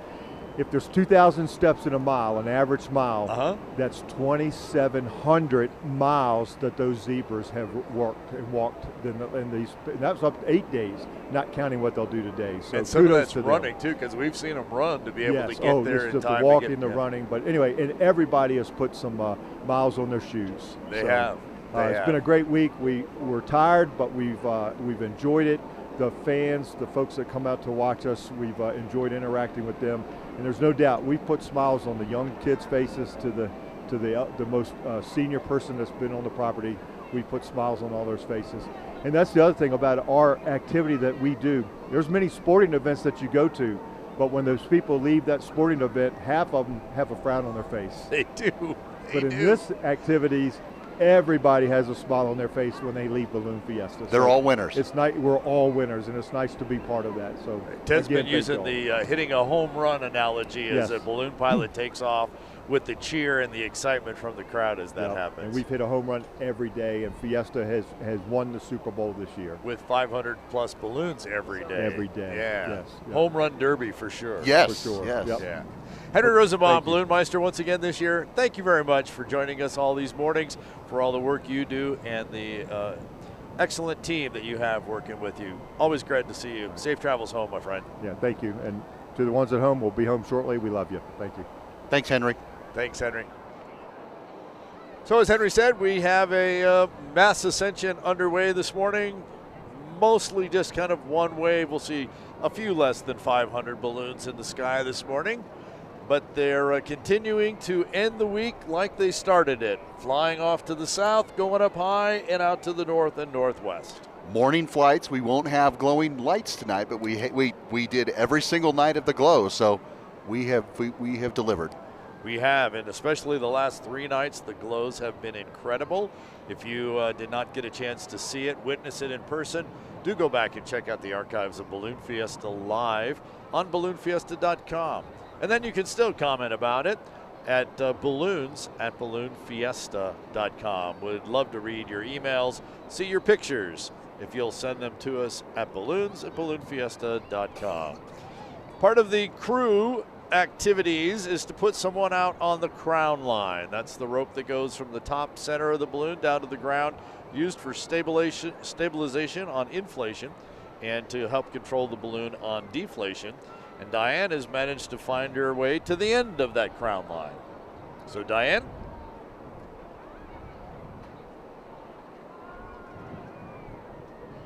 Here we go, here we go. I'm with Diego and with the balloon, the fallen officers, in memory of the fallen officers. Never forget, and he keeps saying, here we go. Why did he keep saying, here we go? He's on the crowd line. The pilot's putting heat into the balloon right now, so we're going to stand up and hopefully get a good flight in. I'm just struggling to keep it, keep it under wraps, keep it under control. Come back here. And here we go. Here we go. You keep saying, here we go. This is it. We're putting heat into the balloon and just trying to keep it from toppling over best I can. And as you can see, it's actually a pretty good setup. Never forget for the fallen officers. Tell me a little bit about the balloon as you're struggling to keep it. the pilot's an officer, and he's flying. Sorry, it's about the best I can do right now. Okay, and there it is. Yeah. That was it. Okay. A little bit of excitement. Now I gotta wait to see for him to tell me to bring in the crown line, and hopefully he'll get the zebras to come out here pretty quickly, and we'll have a good flight. Never forget. Never forget. And the pilot's out of Rio Rancho. I'm out of Albuquerque, and that's it. Who are we not forgetting? Well, all the fallen officers, all the fallen deputies, and their memory. Thank you very much, Diego. That was fun. You're a big guy. Let's see those muscles. Let's see the gams. Let's see the gams. I lost them a long time ago. This is good exercise with the crown line, right? It is. They find the biggest guy. Here, you go do that. You go. And I love you saying, here we go. Here we go. Here we go. And we went. We went. That's it. Have a good day.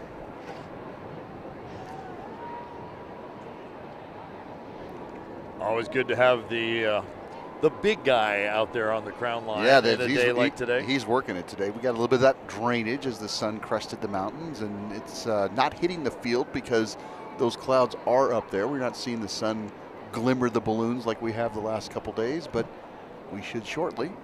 And that creates a little bit of instability in the wind that comes streaming down the middle of the field. We see Steve Coffing's plot twist balloon carrying the Isleta Resort banner on it. Steve was one of our competitors that made it in a number of times. He's over there by the Sid Cutter Pilot Pavilion.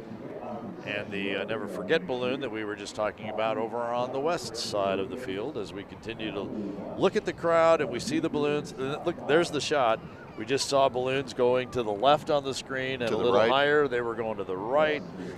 Bucket list balloon. Cattywample's just going to get eclipsed by the big rainbow balloon. Cattywample's that red one. We got a chance to see the plexiglass side of that basket because Mike Heffron, who flies that balloon, actually has equipped the basket to be able to put a wheelchair in, and the person in a wheelchair can stay in their wheelchair while they are actually in the basket. And because it's a little bit lower, you wouldn't normally be able to see over the side of the balloon. So they changed part of the side to plexiglass so you can see out. Allowing all types of people to get their bucket list checked off. And you know, the other thing that is we're starting to see a few more of, and that is baskets with doors in them. Yes. So they can open the door and you can walk in as opposed to having to fling your body over the side. And as to make it more accessible to everyone. Sometimes it's a little tough to get your leg over the top of the side of the basket if you're a little short or have some other issues. See Zarek Wells in the yellow racer with the black mustache. Guilty as charged. Guilty, the name of the balloon. Yes. Yes, he is. There's Karen Converse, her pink and black balloon with the pink pennants. Penumbra. I guess it's the light before the sun rises, or the light around the sun is what something like indicated. that. Yeah. With those big pink pennants. And a little rock and roll then. She's kind of like tick-tocking there. Yep. Well, sometimes when the wind comes down, again, the center of the field, where they're in a little bowl down there, you'll get a little bit of that rocking, and depending on how many people you have holding on, once you get that thing hot, you'll kind of shoot up out of there, and if that last person held on a little too long, you're kind of like a pendulum going back and forth. The balloon is moving and the basket's not, so when you let go of the basket, it kind of catches up. Never Forget is airborne off the west side of the field. Mark Comodina is the pilot of that. We talked earlier with Dr. Steve Comodina, who originally brought us the Stork balloon, first known as Great Expectations. Steve now flies RC balloons, and he has turned over the hot air balloon operations to son Mark. There's the Never Forget with the ribbon. Mark flies this regular shape, and on special shape days, he puts up the Stork. Hey, a couple pieces of business here that we need to get to. As you know, we have been giving away 3 Balloon Fiesta Live license plates in every session, all 14 sessions. And so we're going to finish up on session number 14. We had people put their names in, and so putting your name in at this point is not, unfortunately, going to win you a Balloon Fiesta Live license plate, because the final 3 winners have been selected. And so I want to congratulate Dan Rohan from Glendale, Arizona, Tammy Fisher from Fayetteville, North Carolina, and Amilta Patos from Lawrenceville, Georgia. So those are the latest and last winners of our Balloon Fiesta Live license plate. And so we want to thank everyone who has entered our contest to win these. I will be in touch with all of you in the next week or so, confirming your address and making sure that you know that you won, because you didn't have to be watching to win. So we'll be doing that in the next week or so. We'll be sending those out. Thanks to all of you for putting your information and entering our contest. We would love to be able to send each and every one of you a license plate. But our friends at the sign store who have provided this, we made the deal they'd give us this many. So, yep, we're thank you for that. We'll be in touch about that. And maybe next year you can win a Balloon Fiesta Live license plate for 2025. Yep, or if you have any ideas of maybe a gift that you would like, throw it out there on the chat or send it to balloons@balloonfiesta.com, and we'll see what we can do for you. Yep, we'll do what we can along those lines. So Diane is down on the field with another pilot's about ready to take off in the Farewell Maes Ascension. So Diane, who do you have for us now?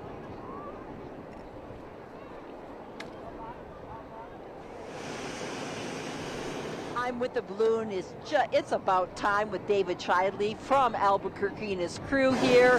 He's very busy. There's not much traffic overhead, the Zebra said, the launch director, so she's going to be blowing her whistle any minute now. And of course, he's working hard. A little bit of a wind here. Ryan, you're putting the weight on, Ryan? Yeah, we're putting the weight on right now, trying to keep the balloon on the ground. How hard is that? It's pretty difficult. It keeps on wanting to blow everywhere.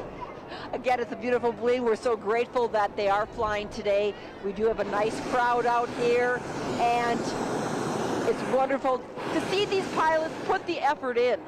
You know, as they fight a little bit of the wind, it's quite a bit of a challenge for them, but he's going to be taking off. They're getting the thumbs up.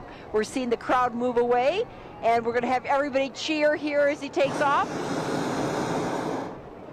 Here he goes. There he goes.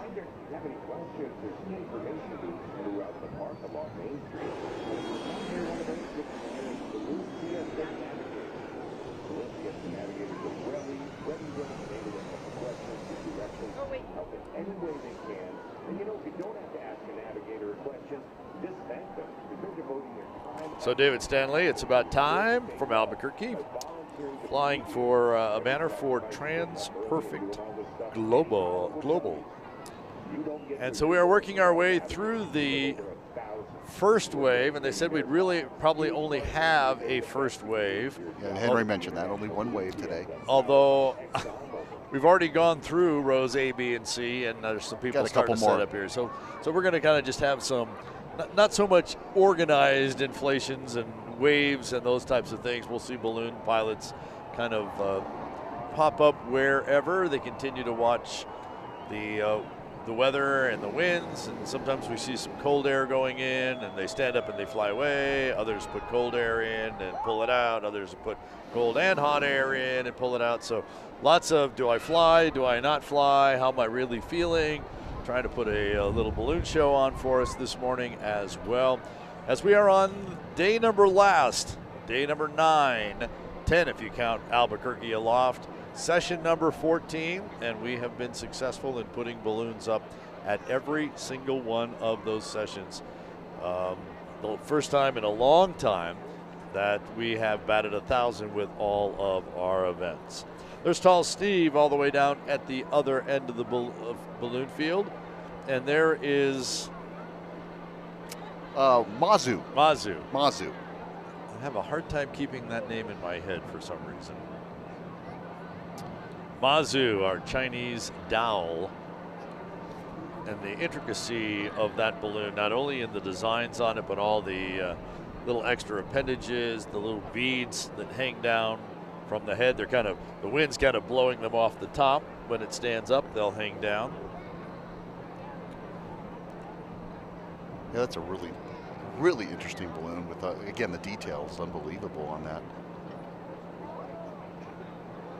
Now, Art, you see that balloon right there? He, along with David Adler in Teddy Twins, which is right behind him, has a little bit of that northeasterly wind at that level that Brad Tiemeyer and the team talked about. If they were to hang around for a little while, that box would straighten out. So you will see a couple of these balloons that maybe waited to take off a little while, come back to the field. And I did hear over the radio the field will be open for landing. I think Henry said that as well. So as we continue to, there's your Teddy Twins. There's the Teddy Twins. With myself, that would be Teddy Triplets. How many Teds can we take? I don't know. I know I'm in trouble when I hear Teddy from my wife Valerie. Yeah? Yep. There's Tall Steve. The baby penguin. Puddles and Splash.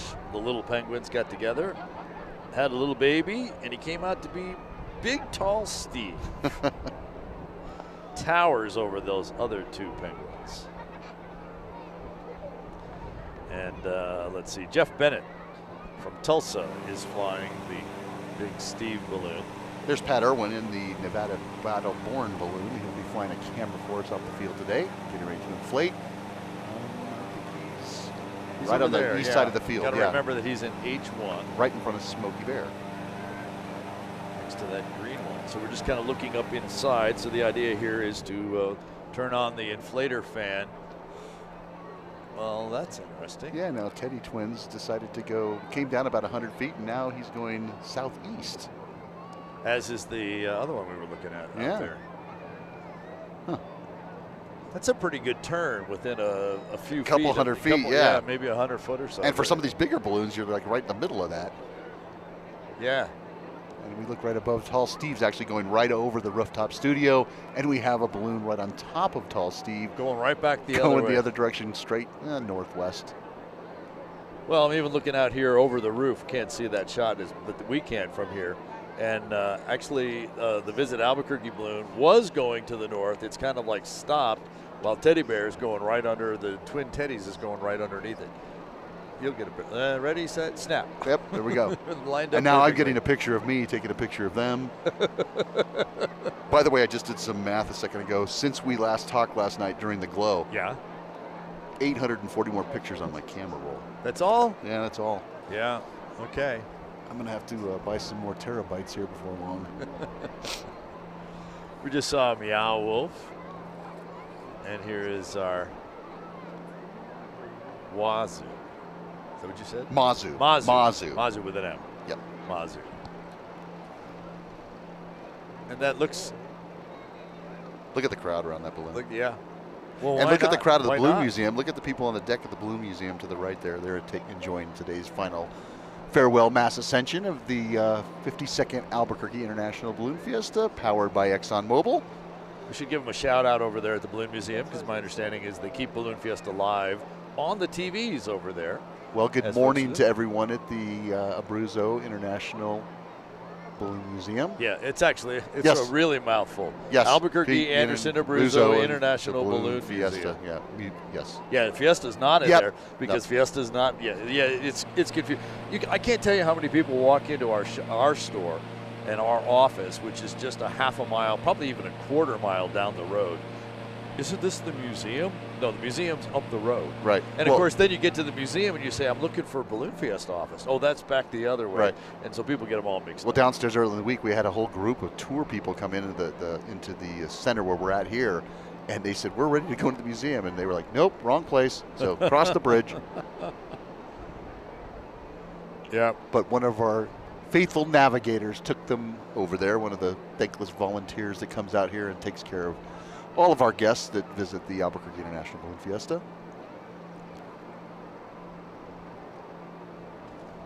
And a lot of folks here today. Always great to have a super crowd. I'll have to say it again if I haven't said it on air. I believe that this job that you and I do is much more difficult than what these guys are doing out there flying balloons. Not only am I Even though hearing they're working at it. Yeah, they're working at it. It's a hard job, but flying. We have stuff flying. We have stuff flying at us in all directions. People talking in our heads. We're looking at different camera angles, interviews. Diane, that's a handful in itself. Dos Equis and Meow Wolf and Sol Air all in the cold inflation And I see stage. Sir Mix-a-Lot right there in the right-hand corner, right over Oh, here. yeah, that's right. Yeah, the little white there. I was kind of looking down the field trying to see what that is. And I guess that's is that the cab of the truck? Yep, that's the cab. Little window right there? Yep. Again, as I point to the screen, like, at least you can see where I'm pointing. So. Just I keep feeling like the sun's trying to peek through those clouds. Just trying. It's definitely lighting up and yeah, even up higher. The balloon pictures are starting. The balloon colors are starting. And that roar of the crowd is Mazu lifting off of Fiesta Field at the Farewell Maes Ascension. There's Natasha Stanky in, it's not Ron balloon. They get confused. They were the old Wells Fargo balloons, and she had Ron Sanchez put gold pennants on his so they're not confused when they're flying out there on the mesa. We saw that in the background of the shot of Mazu earlier, red and white. I was trying to remember who that was because Natasha's been flying her racer all week. Yep. I've been looking for her in that. There's Matt Hurst. And again, Matt's a nomad, so I'm not really sure where Matt's living these days, but he was in Vegas. I had some nice dinners with him over the summertime out there. He'd been flying out in Pahrump, Nevada. Going back to Natasha, on our Tuesday competition, the Sid Cutter Memorial Task, she came flying right over the boat, took time to say, "Hi, Art," and then threw her marker. And if she had just thrown the marker and then said, "Hi, Art," she would have been in the boat as opposed to just off the end. And well, now she's going to blame you for missing. Well, she might. She might. She's been very gracious. She actually posted on Facebook, I think the day, well, that same day, that same afternoon, that it was a number of years ago. She was actually in California. She had to go back to work, had to leave Balloon Fiesta early, and she's driving up I-5, and she's listening to Balloon Fiesta Live, and she's listening to me describe the competition. And she said, I think I want to try that. And then here we were a couple of years later. She's flying right over the boat, and I'm calling the competition, talking about her coming in, and it just kind of was, it was the excitement and the connections there were not lost on her, and she posted that really a nice post, and I definitely appreciated reading that. We see Mazu and Yan Ting Ling is the pilot in command from Taichung County, Taiwan. I'm trying to remember, we haven't had balloons from China or Taiwan in a few years, and so it's good to see them here. Yep. Sean Rea with the Sol Air balloon, the winner of that Sid Cutter Memorial Task I was talking about just a few moments ago. So he picked up $2,000, if I'm remembering correctly, for that win. I was thinking we need to bring up the overall, I didn't put them on a graphic here for you guys, so don't have to go look for that. But we paid down 14 places yesterday. And so in space number 10 was Steve Lombardi. 9th place was Bruce Wood. 8th place, Zach Burgess, who was also the only person to get a pole this year. Right. So in addition to his prize money for his 8th place, he picked up $2,000 for ringing the pole. Leroy Claire was in 7th. Amanda Brodbeck, who is the current women's national champion, 2 years in a row. She ended up in 6th place. Zach Maxwell, a rookie competitor here at Balloon Fiesta. We talked about him coming over. He was in 5th place. Chris Cliver in 4th. Chris Smart in 3rd. Aaron Gebhardt in 2nd. And our overall champion for 2024, Cody Robinson, placing 1st, about 250 points ahead of 2nd place. Wow. So those 10 folks will have banners 1 through 10 when they come back in 2025. And they worked really hard this year due to the fact that the weather was just not helping out, to be honest with you. And especially for those pole grabs on Thursday, they were just, you have to make that legal descent across the 75-foot marker in the north end of the field, and it just did not have enough time to get in there and get over the poles except one. And I believe that that extra money, that's going to go to the talent of Balloon Fiesta Live. Well, that's my pitch. Is that what it is? Yeah, I'm putting that in. Henry Rosenbaum, who was just here on the stage, our balloon meister, from his angle, he has spotted a double X in the sky with the clouds. Yeah, I think that's back behind us, unfortunately. So, yeah. But what a great shot. Thanks, Henry, for sending us that. The X in the sky of clouds. So even on a Fairrail Mass Ascension, we've put the X in the sky. And here we are with our balloon camera. Pat Irwin has stood up the balloon. It is the Blue Nevada balloon. It's right in front of the Meow Wolf and the Dos Equis balloon. We were seeing Pat start to get things ready to go there. Our balloon camera, Travis, is going to fly with him again today. We assume Pat's going to take off, and we'll bring you a little in-flight entertainment from the comfort of your very own couch, or in the case of your wife, isn't she still in bed? Probably, with the dogs. There's the official tower. Yep, the eyes in the sky. There's Henry right in the front there with the black beanie on. So. Yep, and Assistant Balloon Meister Peg Bilson right next to him. She has the red hat on. Yep, Tom Bueno, the Chief of Safety, right behind them. And then with the glasses and no there's hat. Brad Tiemeyer, the weather guy, the weather guru, with no hat. Mike and Jennifer Garcia, Duncan, our other weather guy, and Don Day. Don Day on the backside. Yeah. And then a representative from the Federal Aviation Administration. They're just 100 yards or so to our west.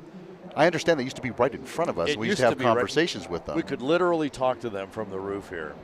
And then a little reconfiguration of the sponsor hospitality tents, and so they moved just a little bit to the west.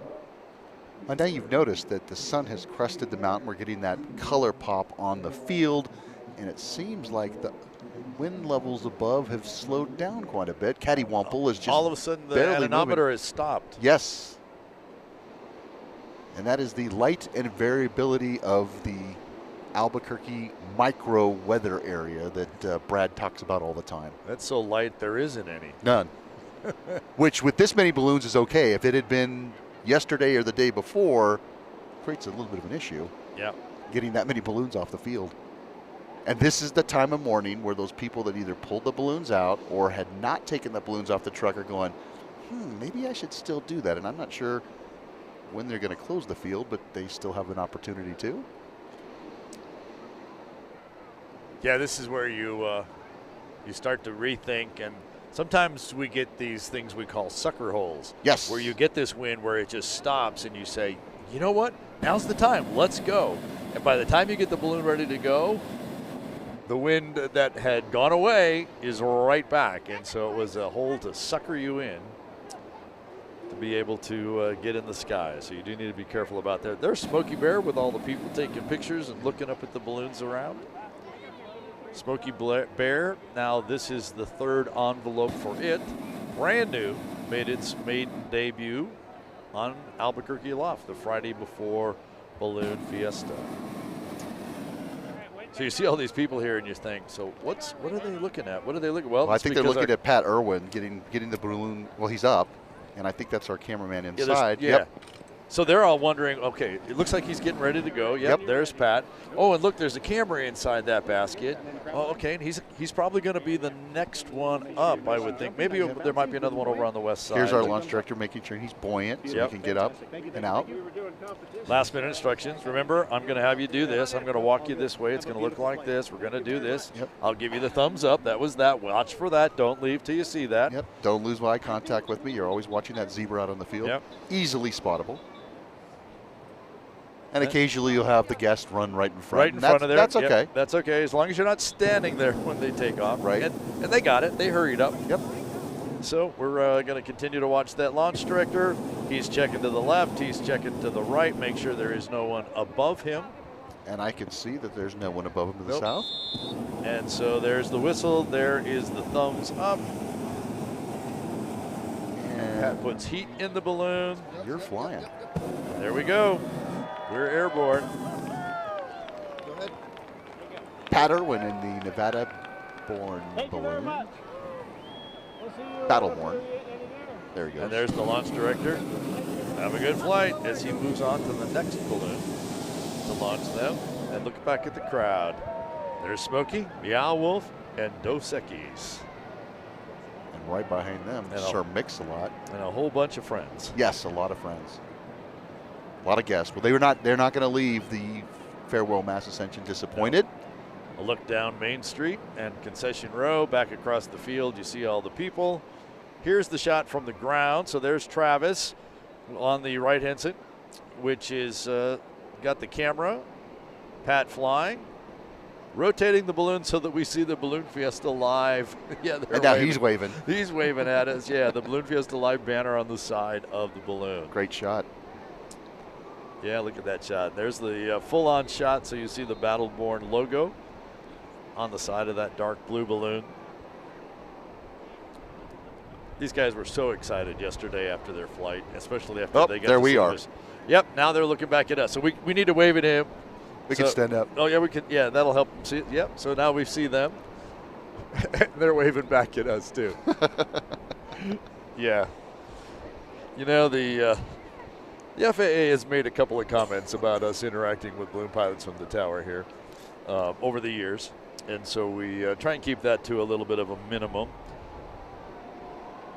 But well, we were talking maybe perhaps next year you can go down on the field and make a nice little hop over off to the south side and then come back and join us up someone here. wrote in here that we each need a day off to be able to go fly. Well, that would be cool. That would be cool. And but then who would bring you all this crack information from the rooftop studio? So now we're looking back. Remember, they were right next to Smokey and Dos Equis and Meow Wolf, right off the right-hand side of the screen. Dos Equis is now airborne. I have a feeling in about 3 minutes, Pat's going to go up another couple hundred feet, and we're going to see him come right back across the field and get us some fantastic shots. He's still climbing as I turn around and look. He's still in an ascent, which is what we ask pilots to do. So he's doing, and there's the Balloon Museum. That's the grounds of the Balloon Museum. The actual building is just off the bottom. So he looks up. There's the field. And he can look back down as they go over the Balloon Museum. So the folks we said hi to at the museum watching on Balloon Fiesta Live, smile, you're on Balloon Fiesta Live camera. Yes. Just another picture-perfect day in the land of enchantment. Look at those folks. Yeah. And here's where the stop is for him. You guys can't see this on camera, but he is now coming back. He just, And Meow Wolf getting up, and he'll be up at that altitude shortly. He's going up just a little bit faster. Nothing wrong with that at all. Rick Kerber spinning the balloon for us using that turning vent. The graphics are so fantastic on there. It makes you look like the balloon is like, ruffling or kind of bubbling or wiggling. In motion, definitely. But it's not. Well, yeah. Not to the extent the design makes it look. And again, if you look right above him, you guys can't see it on the camera, but Solaire has got that east component again from A lot of steerage up there this morning. If you play it just right. Look how slow Sean is going in Solaire. Yep. The chicken and egg is airborne as Duke City Ready Mix Sir Mix-a-Lot stands up. So just off the left side, there's the chicken and the egg.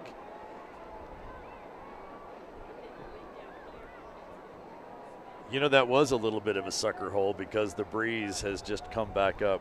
Yeah.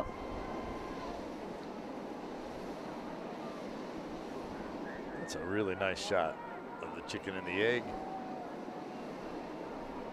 And you can see how large that balloon is. If you just look at the crowd, look at that open space around. Right. That's where it was like, laying. Yeah, that's like, it's got to be like 20, 30 yards, I would think. Even more.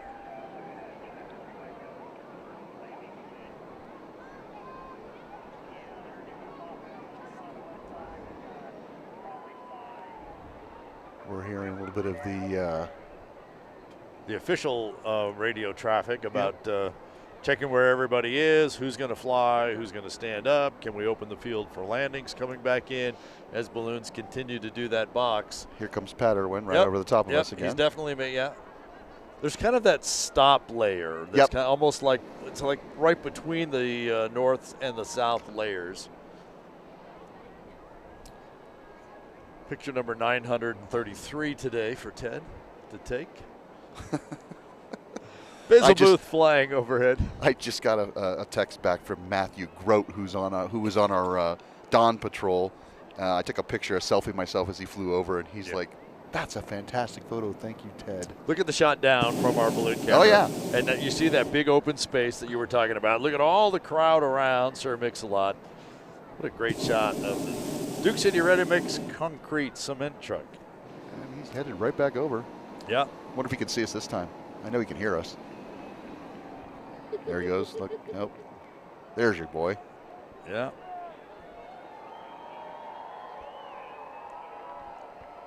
Right, so they have opened the field for landing now.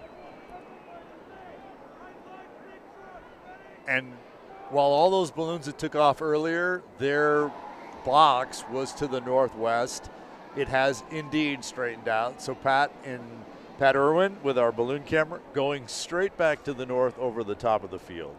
So balloons on the field, going off to the south. We have that perfect shaped box happening right at the moment. That doesn't mean it's going to stay there, but it's definitely happening. That's the joy and fun of flying in Albuquerque, because, you know, it's kind of like, wait a minute, it'll change. Makes it challenging, yet fun. And that's the view of all those balloons in the sky that have gone out to the northwest. Seasons balloon.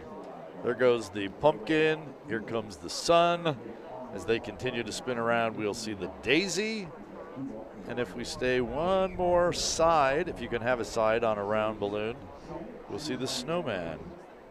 That's Ben Drennan from Cordell, Georgia. Of course, he stopped spinning, so yeah. Yep. But there are turning vents, so he could turn it. He could keep going, yeah. In fact, that balloon right to the left was a Krispy Kremer. They pulled out. This is a perfect example. And now they're flying. Oh, yeah. Yeah, it is. That's with the giraffe there, we talked about them. They were glowing. We were seeing that nice glow as they inflated that balloon. Yes, that's Wild Ride, David Markowitz. There's Snorkel. And we're seeing the backside, the Seabull ballooning. And you have all the water flowers, I guess those would be on the backside. Yep. There's the front side of the snorkel. Look where the end number is, the registration number, way up on the top of that balloon. Yep. Got it on there twice, actually, on the top and then to the right. Not that they would know what balloon flew over you. Yeah, I know.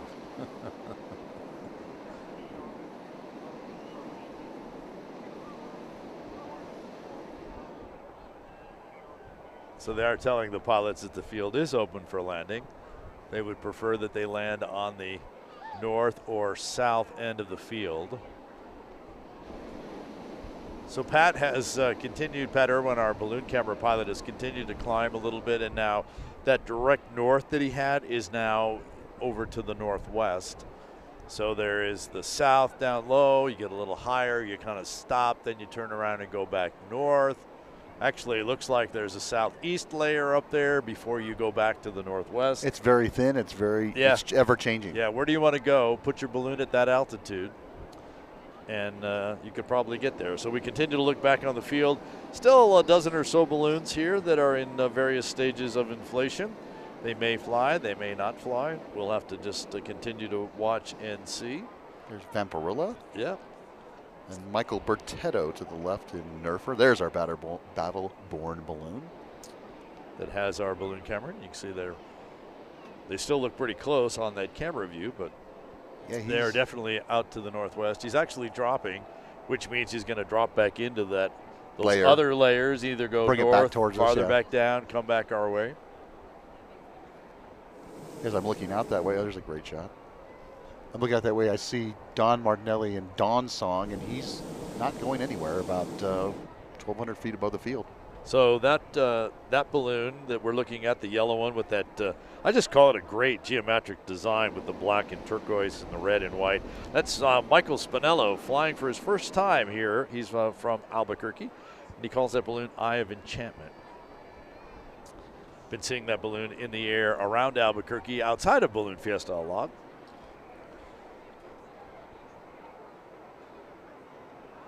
Vampirella is going to come right down the side of Duke City. Ready mix, sir, mix a lot. There's Tall Steve. Gonna go take a drink in the river, or at least try, maybe. Or try. Hide in among the trees of the bosque. There's Vampirella. Look at those teeth. They have cowboy hats too. Look, here we go. On cue. No, he started to. There we go. Yeah. Actually, I think they're good friends with Tristan McLean, so they have a thing going on with their cowboy hats. That's probably it. Yeah. That's the deal. Some crew will come up with something that is unique to their crew, and because they are friends with other balloons, it kind of spreads to others. When I was flying back in the late 80s, early 90s, there was kind of this thing to have this little stuffed animal that you would either have it ride on the balloon with you, or in some cases out on the crown line. And a number of people were doing that. And that kind of then went away, although I'm seeing a return to the little animals flying, holding on to the little uprights. mascot. Little mascot there. Here's Tall Steve again. Kind of partial to that, being from now Pittsburgh, being a Penguin fan. Oh, there's a great shot there of Vampirilla coming right over the rooftop studio with the sun. Yeah. I like the registration number. Hota. Hota. H-O-T-A. F from France.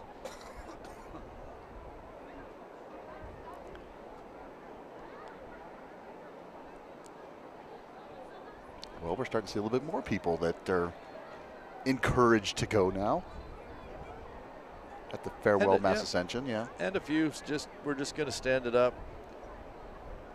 Let folks see the balloon. Get up close. Hand out a few more trading cards.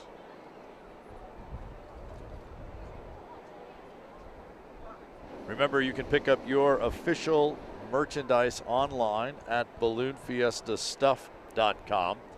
And for 1 day and 1 day remaining, it's been on for like 10 days, but there's one more day that if you were to go shopping at balloonfiestastuff.com, you'll be able to put in the discount code of Fiesta24 and save 10% on any of the sportswear. So clothing, hats, jackets, any of that kind of stuff.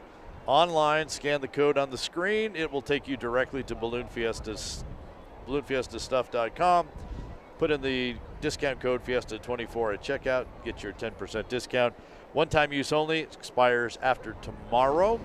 And so you're going to want to make sure that you get all that taken care of.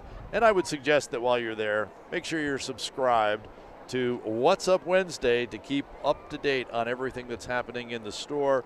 So as we put leftover merchandise on sale, you'll know about it from What's Up Wednesday. What's that, Ted? That's a great shot of Marissa Myers in Mars Rover. She's from Pagosa Springs. That's a cloud hopper.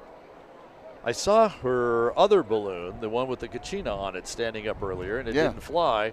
And so she probably wanted to go by herself and be alone. After 9 days. After 9 days.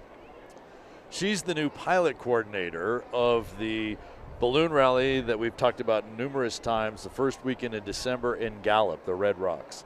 So she is the new pilot coordinator, taking over for Jennifer Lee, who has done it for many, many years. Bill Lee remains the balloon meister out there, and of course Marissa's mom and stepdad were some of the original people to put that on, Peter Procopio, and I've just blanked out on his wife's name. Colleen Myers. There's Jaybird Mason in Flame On. I think that's the name of his balloon. Jayburn actually flew the World balloon yesterday. Beautiful World. In a memorial flight for his sister and his mother. Jaybird's been around for a while.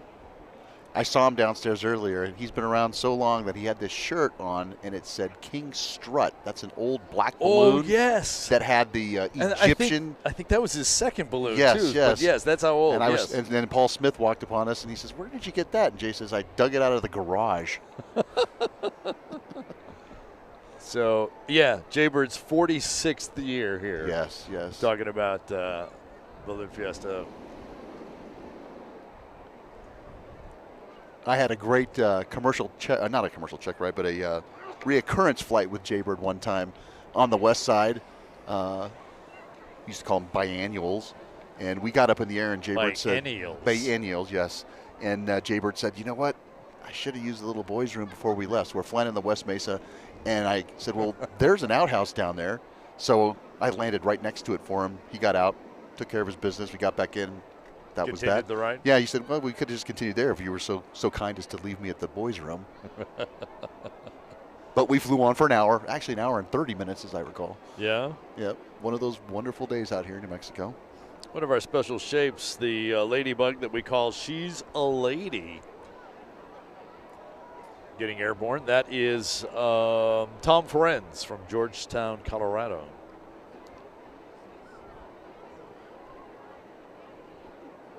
A little bit different. There is another ladybug shape, not here at Balloon Fiesta this year. Annie the ladybug, I believe. Annie the ladybug. Yep. The difference kind of being the way the head is. This head is red, Annie's is white.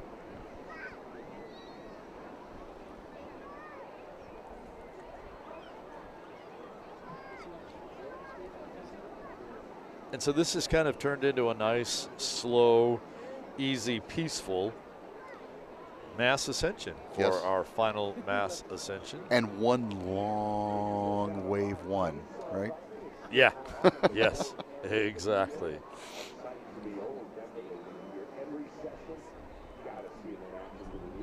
They want to get that last flight in before they have to head back to work or home tomorrow. After spending 9 glorious days with all their friends and family members and people from all around the world out here at the 52nd Annual Albuquerque International Balloon Fiesta, powered by ExxonMobil. We have Olaf coming back over the field on us, and there's a great shot from Pat Irwin and our crack camera crew from Windfire Productions looking back at the field.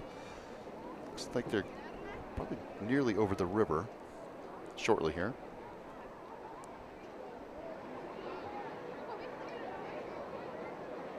A couple of others that we recognize taking off here on the field down towards the southeast side, the yellow one with the kind of blue and orange zigzags, Neil Jackson in Flying Circus.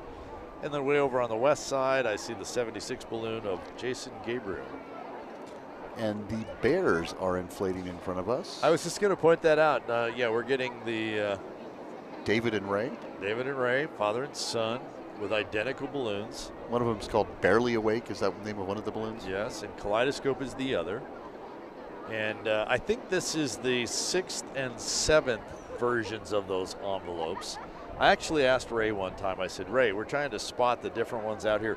What's the difference between the envelopes? Is there anything?" He said, "Nope, they're identical. All 7 have been that way." There's Jason in 76. Making it easy for us to identify him, right? Yeah. So those, when you're calling those, what you actually have to do is now you have to look and see who's actually in the basket. Right.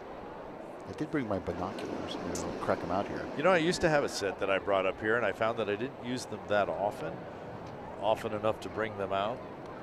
So I kind of stopped. There's our 5th place finisher, rookie this year. Yeah, Zach Maxwell, who bought that balloon like 3 days before Balloon Fiesta. Right, from Elisa Talbert. Yep. And unknown to me and you. Yeah, nobody told us. I thought it was Elisa, and she So said, did I. She said, "Oh, thank you so much for calling me my name," but that wasn't me. And then, of course, well, Zach, and then Zach showed came up yeah. here and said, "Hey, by the way, this is now my balloon." And he renamed it too, because we called it something else that Elisa had called it. Yep. Yeah, and so he came up. He was really gracious about it. He's one of the competitors. He told us, and I thought this was really interesting, that he actually puts Balloon Fiesta Live on in the balloon basket with him. And so he's listening to us as the competition is going on, because he's probably listening to this morning, so we should say good morning. He probably to him. is. Yeah, good morning out there. Hey, Zach, give us an Allburn.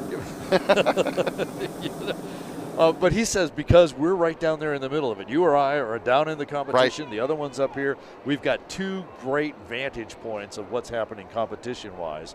And we talk about it. We bring that to you on Balloon Fiesta Live. So he's listening to it as he's navigating into the field. And he says, oh, you know, they said the wind just shifted this way, or it's going that way. And he can adjust before he gets here. And he... and not that they wouldn't listen to anybody, but being pilots, they're going to listen to another pilot. So they're listening to what we're calling down there and the knowledge that we have, and living and growing up here and understanding the winds of Albuquerque. I was going to say, it's not just that we're down there and here today. We've been there over the years. I've been on the scoring team here. You've been on the safety team down in there. You've flown this. I've flown this. So we do understand and have a clue as to what we can expect. That doesn't mean something's going to not change on us, but we do have that experience to be able to tell folks about what to look for, and hopefully we're right more often than not. Zach obviously thinks so because he listens. And we appreciate it. We do.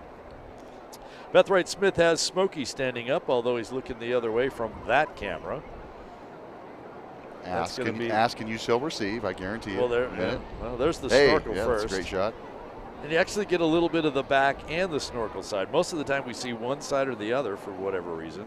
Look at that. Yeah, the cluster of balloons still down here on the field. You can see Sir Mix-a-Lot, Beth. I believe that's so that Ron Sanchez right to the right of him there, and the Bubba's 33 balloon. What that means is that Pat Irwin hasn't gone too far, and I looked out there, and he's kind of stopped out there. He's just above on our view. He's just and above just on the north snorkel. end of the field, there's our friend Debbie O again. And Mr. Michael Bertetto. 2 local pilots, 2 longtime local pilots. Yep.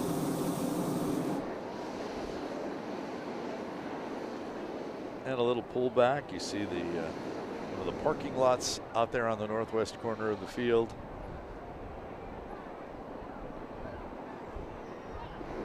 Green flag remains up. Oh, look who's standing up next to the Bears. Ralph Kaiser. Oh, yes. Ralph. That's a Viva Fest out there. Those are all Viva designed balloons from Cameron. Which is a model of balloon. Yep. And the Bears are actually standing up. There's a synchronized inflation going on between the 2 Bear balloons. So we can say Viva la Fiesta. There we can. Come on, Ralph, catch up. Get there with them. Yeah.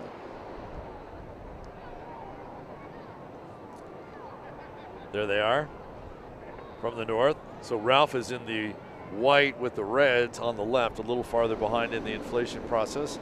And the 2 standing up.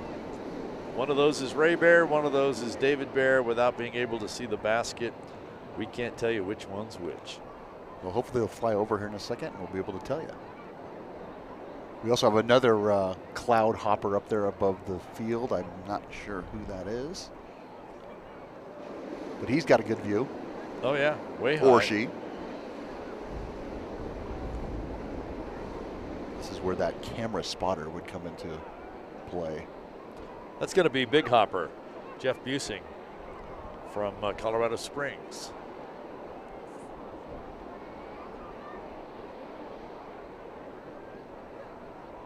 They continue to tell the pilots that it is all right to land on the field, but they're pointing out that there is a whole lot of people right through the middle of the field.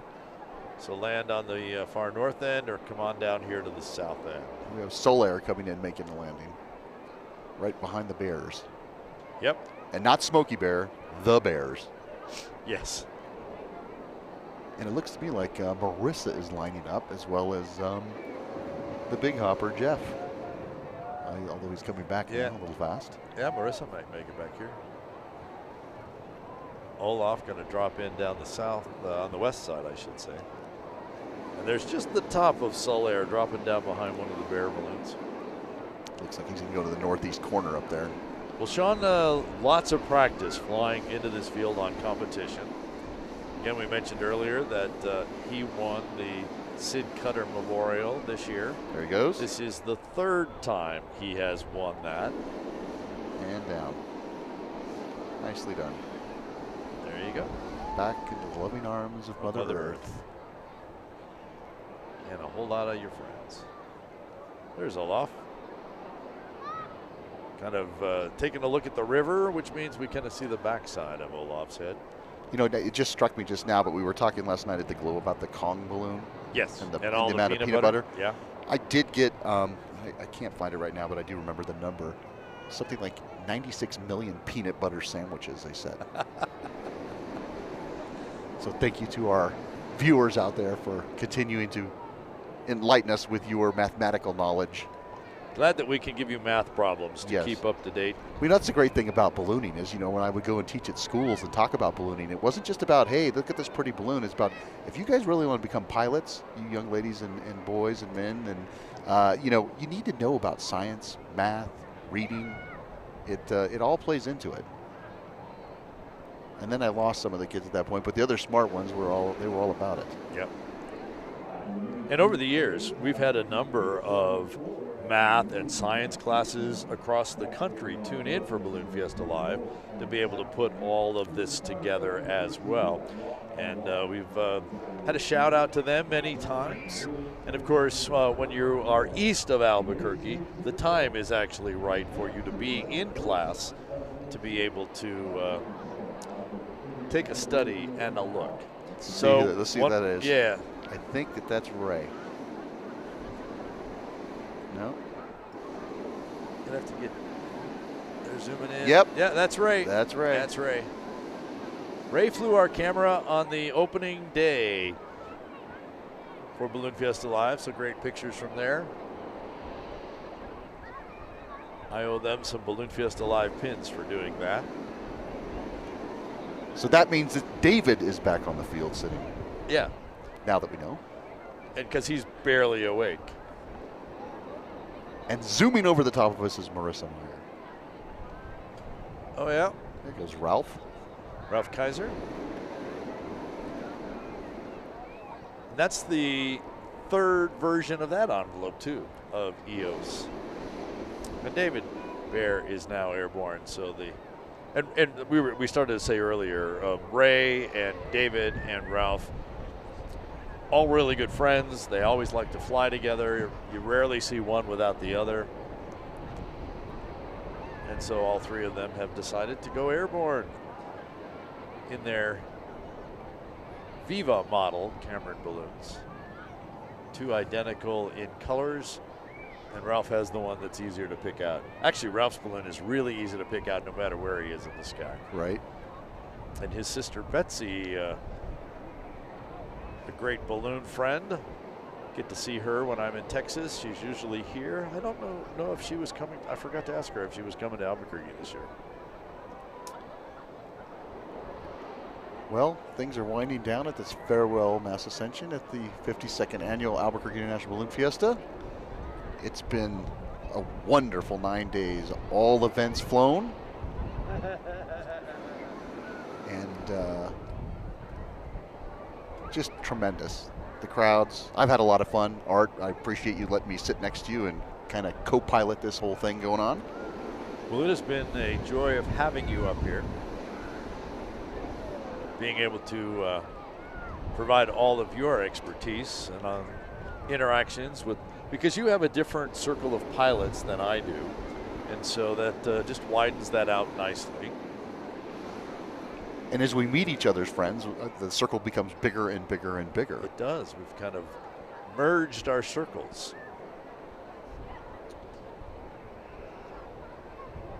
So we'll continue to kind of just hang out here and watch for another 14 minutes or so. I'm not sure if many of these balloons on the field are going to launch now. I think most of them seem to be staticking. I'm looking over here to the west. We have the Frost Mortgage Banking Group. They have 2 rather large crown lines holding them down. Couple of others over there have pulled the top and are deflating. Yeah, that was Yvette Galvez and Shelby's Sunrise. I think she thought, I want to put it out, I want to put it out. And then the wind came up and says, no, put it away, put it away, put it away. I see one of the Rainbow Riders balloons coming back into the north. The Visit Albuquerque balloon looks to be way out there in the northeast corner.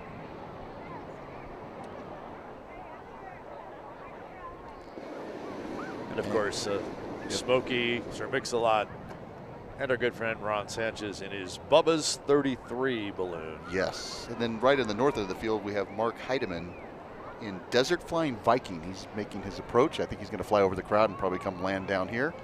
He took off from the field, flew around, and now he's back. So he utilized that box that Brad Tiemeyer and the Crack Fiesta weather team told us would happen, and that box did straighten out. So for Mark, it worked out perfectly, and as he touches down nearly dead center of Fiesta Field. Yeah, just a couple squares off from where he took off. And as many of us go back to work tomorrow, some of us will continue to fly, because I can tell you that there are 2 flight attendants that are out there that are pilots in command. That would be Ron, our friend, who's flying for Bubba's, and Yvette. They fly for an airline, and they are flight attendants. They're all over the country. It's always nice. I get a text from them, hey, I'm going to be in Pittsburgh, let's go have dinner. And they fly in and I fly out, and it's a lot of fun. And that's how we keep our friendship and kinship with one another throughout the year. Just had a shot from our balloon cam up in the Battleborn Nevada balloon, and now here's the shot of that balloon from the ground. He's just kind of hanging out up there. He hasn't really moved very far. He's just kind of hanging out there. I think he's trying to get that east so he can come back in and do what Mark did in the Desert Flying Viking balloon. I'm not sure he'll make it by the time we say goodbye this morning, but. No, but thank you for all the wonderful shots. Yes. And again, that flight yesterday was amazing. Not only from Pat Irwin flying the balloon for the last few days, but earlier in the week, Nick Abrams gave us some great flights as well. And of course, we just mentioned Ray Bear, who took the camera up for us on opening day. So we have been, let's see, there was one morning we didn't actually get the camera up. I think we got them up every other morning. Yep. And have brought you great shots here on Balloon Fiesta Live as we're wrapping up our entire 2024 event with our farewell mass ascension. We were talking about going back to work. Even I'll be back in the office tomorrow, kind of making sure everything gets put back away and stored, and for my outgoing executive director, inventoried. That's his big thing. Oh, Paul Smith's big thing is, you got all this stuff out. Before you put it all back, inventory it, take pictures of it, all of that kind of stuff. So, well, as soon as we're done here, I actually have to head to the local office I work at, because I bolted out of there 9 days ago and I left some stuff on my desk. Oh, and undone? Undone. Well, it will be done. Yeah. Before I hop on a plane and head back to the Berg later on Monday. On Monday. And of course, while many people are headed back to work, a number of these pilots will be taking a day or two to get back home because they're coming from so far. And a number of them will be flying in Gallup tomorrow, or they hope to be flying in Gallup tomorrow morning. We actually got a little bit of a weather brief for them that it should be a good morning, although a quick morning. Don't stay up too long. Gallup is a town. You've heard it in, get your kicks on Route 66, and it talks about Gallup, New Mexico. And so that is a great area to fly in the Red Rock Canyons there. And over the years, it has become a post-fiesta event. Yeah. It was just kind of a couple people went and flew it. Over the years, it's grown into a rally that the day after Fiesta rally, the layover rally, the hangover rally. The hangover rally, whatever it is. Well, you know, in 2 weeks, there's a rally in Taos, New Mexico. Yes. And that was always a rally that was set up to kind of be, okay, come wind down. You had the hectic pace of 9 days, 14 events in Albuquerque, go, go, go, go, go. 2 weeks later, it was kind of like, well, let some of us go up to Taos and just have a little more leisurely, normal weekend of flying. Well, and even next week, there's the Animas Valley Rally in Durango. Yeah, so and Henry said they're going to an event next week, too. Yes. This is balloon season. Yes, it is balloon season. Yeah. And so they all kind of work their events around Albuquerque. Before, I had actually announced 2 events before we get to Albuquerque. Here's a great shot. I'm a train nerd. That's a great shot of the rail runner. The coming rail down. runner, yeah. The passenger headed train. up. I'm assuming that's headed northbound to Santa Fe because of where they're at, flying by, and I see him down there on the west deck coming back at us. Basically runs from Santa Fe to Los Lunas and Belen, just south of Albuquerque. That was the northbound rail runner. Meet, meet. Not too far from Balloon Fiesta Field. We've talked over the years about how to do kind of a park and ride with the train, with Rail Runner, but then we realized that as big as those trains are, they really don't have the passenger capacity to get a lot of people here to the field via train. It would be cool, though, to have a spur off and drop you right down here on the west side of the field. There have been those conversations, I can tell you. But then you start weighing the cost with how many people can we really bring in? Right. Yeah. So there's Pat Irwin out there. He's flying right off the west side of the field. That's from our, I would think, our stage camera. And look at that! Look at the geese flying below him on the river. Well, because he's dropped down. Yep. Yeah, he's just kind of flying right over the river. Great shot of the geese flying south for the winter. As the temperatures are going to change, the weather held out for us all week long with that ridge of high pressure that Brad Tiemeyer and the Crack Weather team talked about. But get ready, Albuquerque. Tomorrow it's going to be nice and chilly, and you'll feel that fall in the air finally, because it was really odd to be at a glow. Almost direct, yeah. In shorts. Yeah, it was. Yeah, really warm year. There's the geese flying south. Yep. And the clouds are hanging along. They're a little thicker this morning, hanging on a little longer. So, yeah, we've been hearing for 3 or 4 days. The weather's going to be good through Sunday. It's going to change on Monday. So, sometimes people say, you know, they should move Balloon Fiesta a week earlier or a week later, especially on those years where we are a little more weather challenged. Yeah, I'm not seeing many comments about that this year. We're not seeing that this year. Yeah. So when it was first moved to October, it was done because there was some research done on the weather patterns. And it was like, what's the best time of year? And they decided that first week in October was the time. There's a great shot of in our general area, the south end of the field, and we got from the balloon camp. He's kind of flying. He's actually going right down Edith. Yeah, that's where all the balloons come in the morning and leave. Yep. The road that's right on the west side of Balloon Fiesta Park. Probably get a shot of him right next to the southwestern pylon. Yeah. And balloon trucks coming back.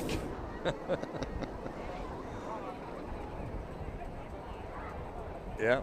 We talked about the north diversion ditch. That was it. We kind of right on the edge there, that concrete ditch. One of the channels that sends water up and down and around the area.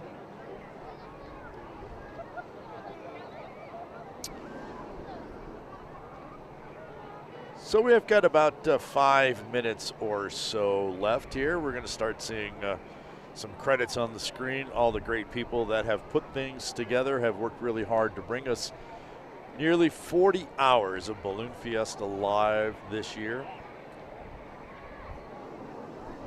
And again, all of this year's shows are available for watching on balloonfiesta.com. Just look for the Balloon Fiesta live page. And we now have 8 years of Balloon Fiesta video online for you to watch and rewatch and enjoy. Yeah. We're going to bring Diane Kinderwater back up here on the stage with us.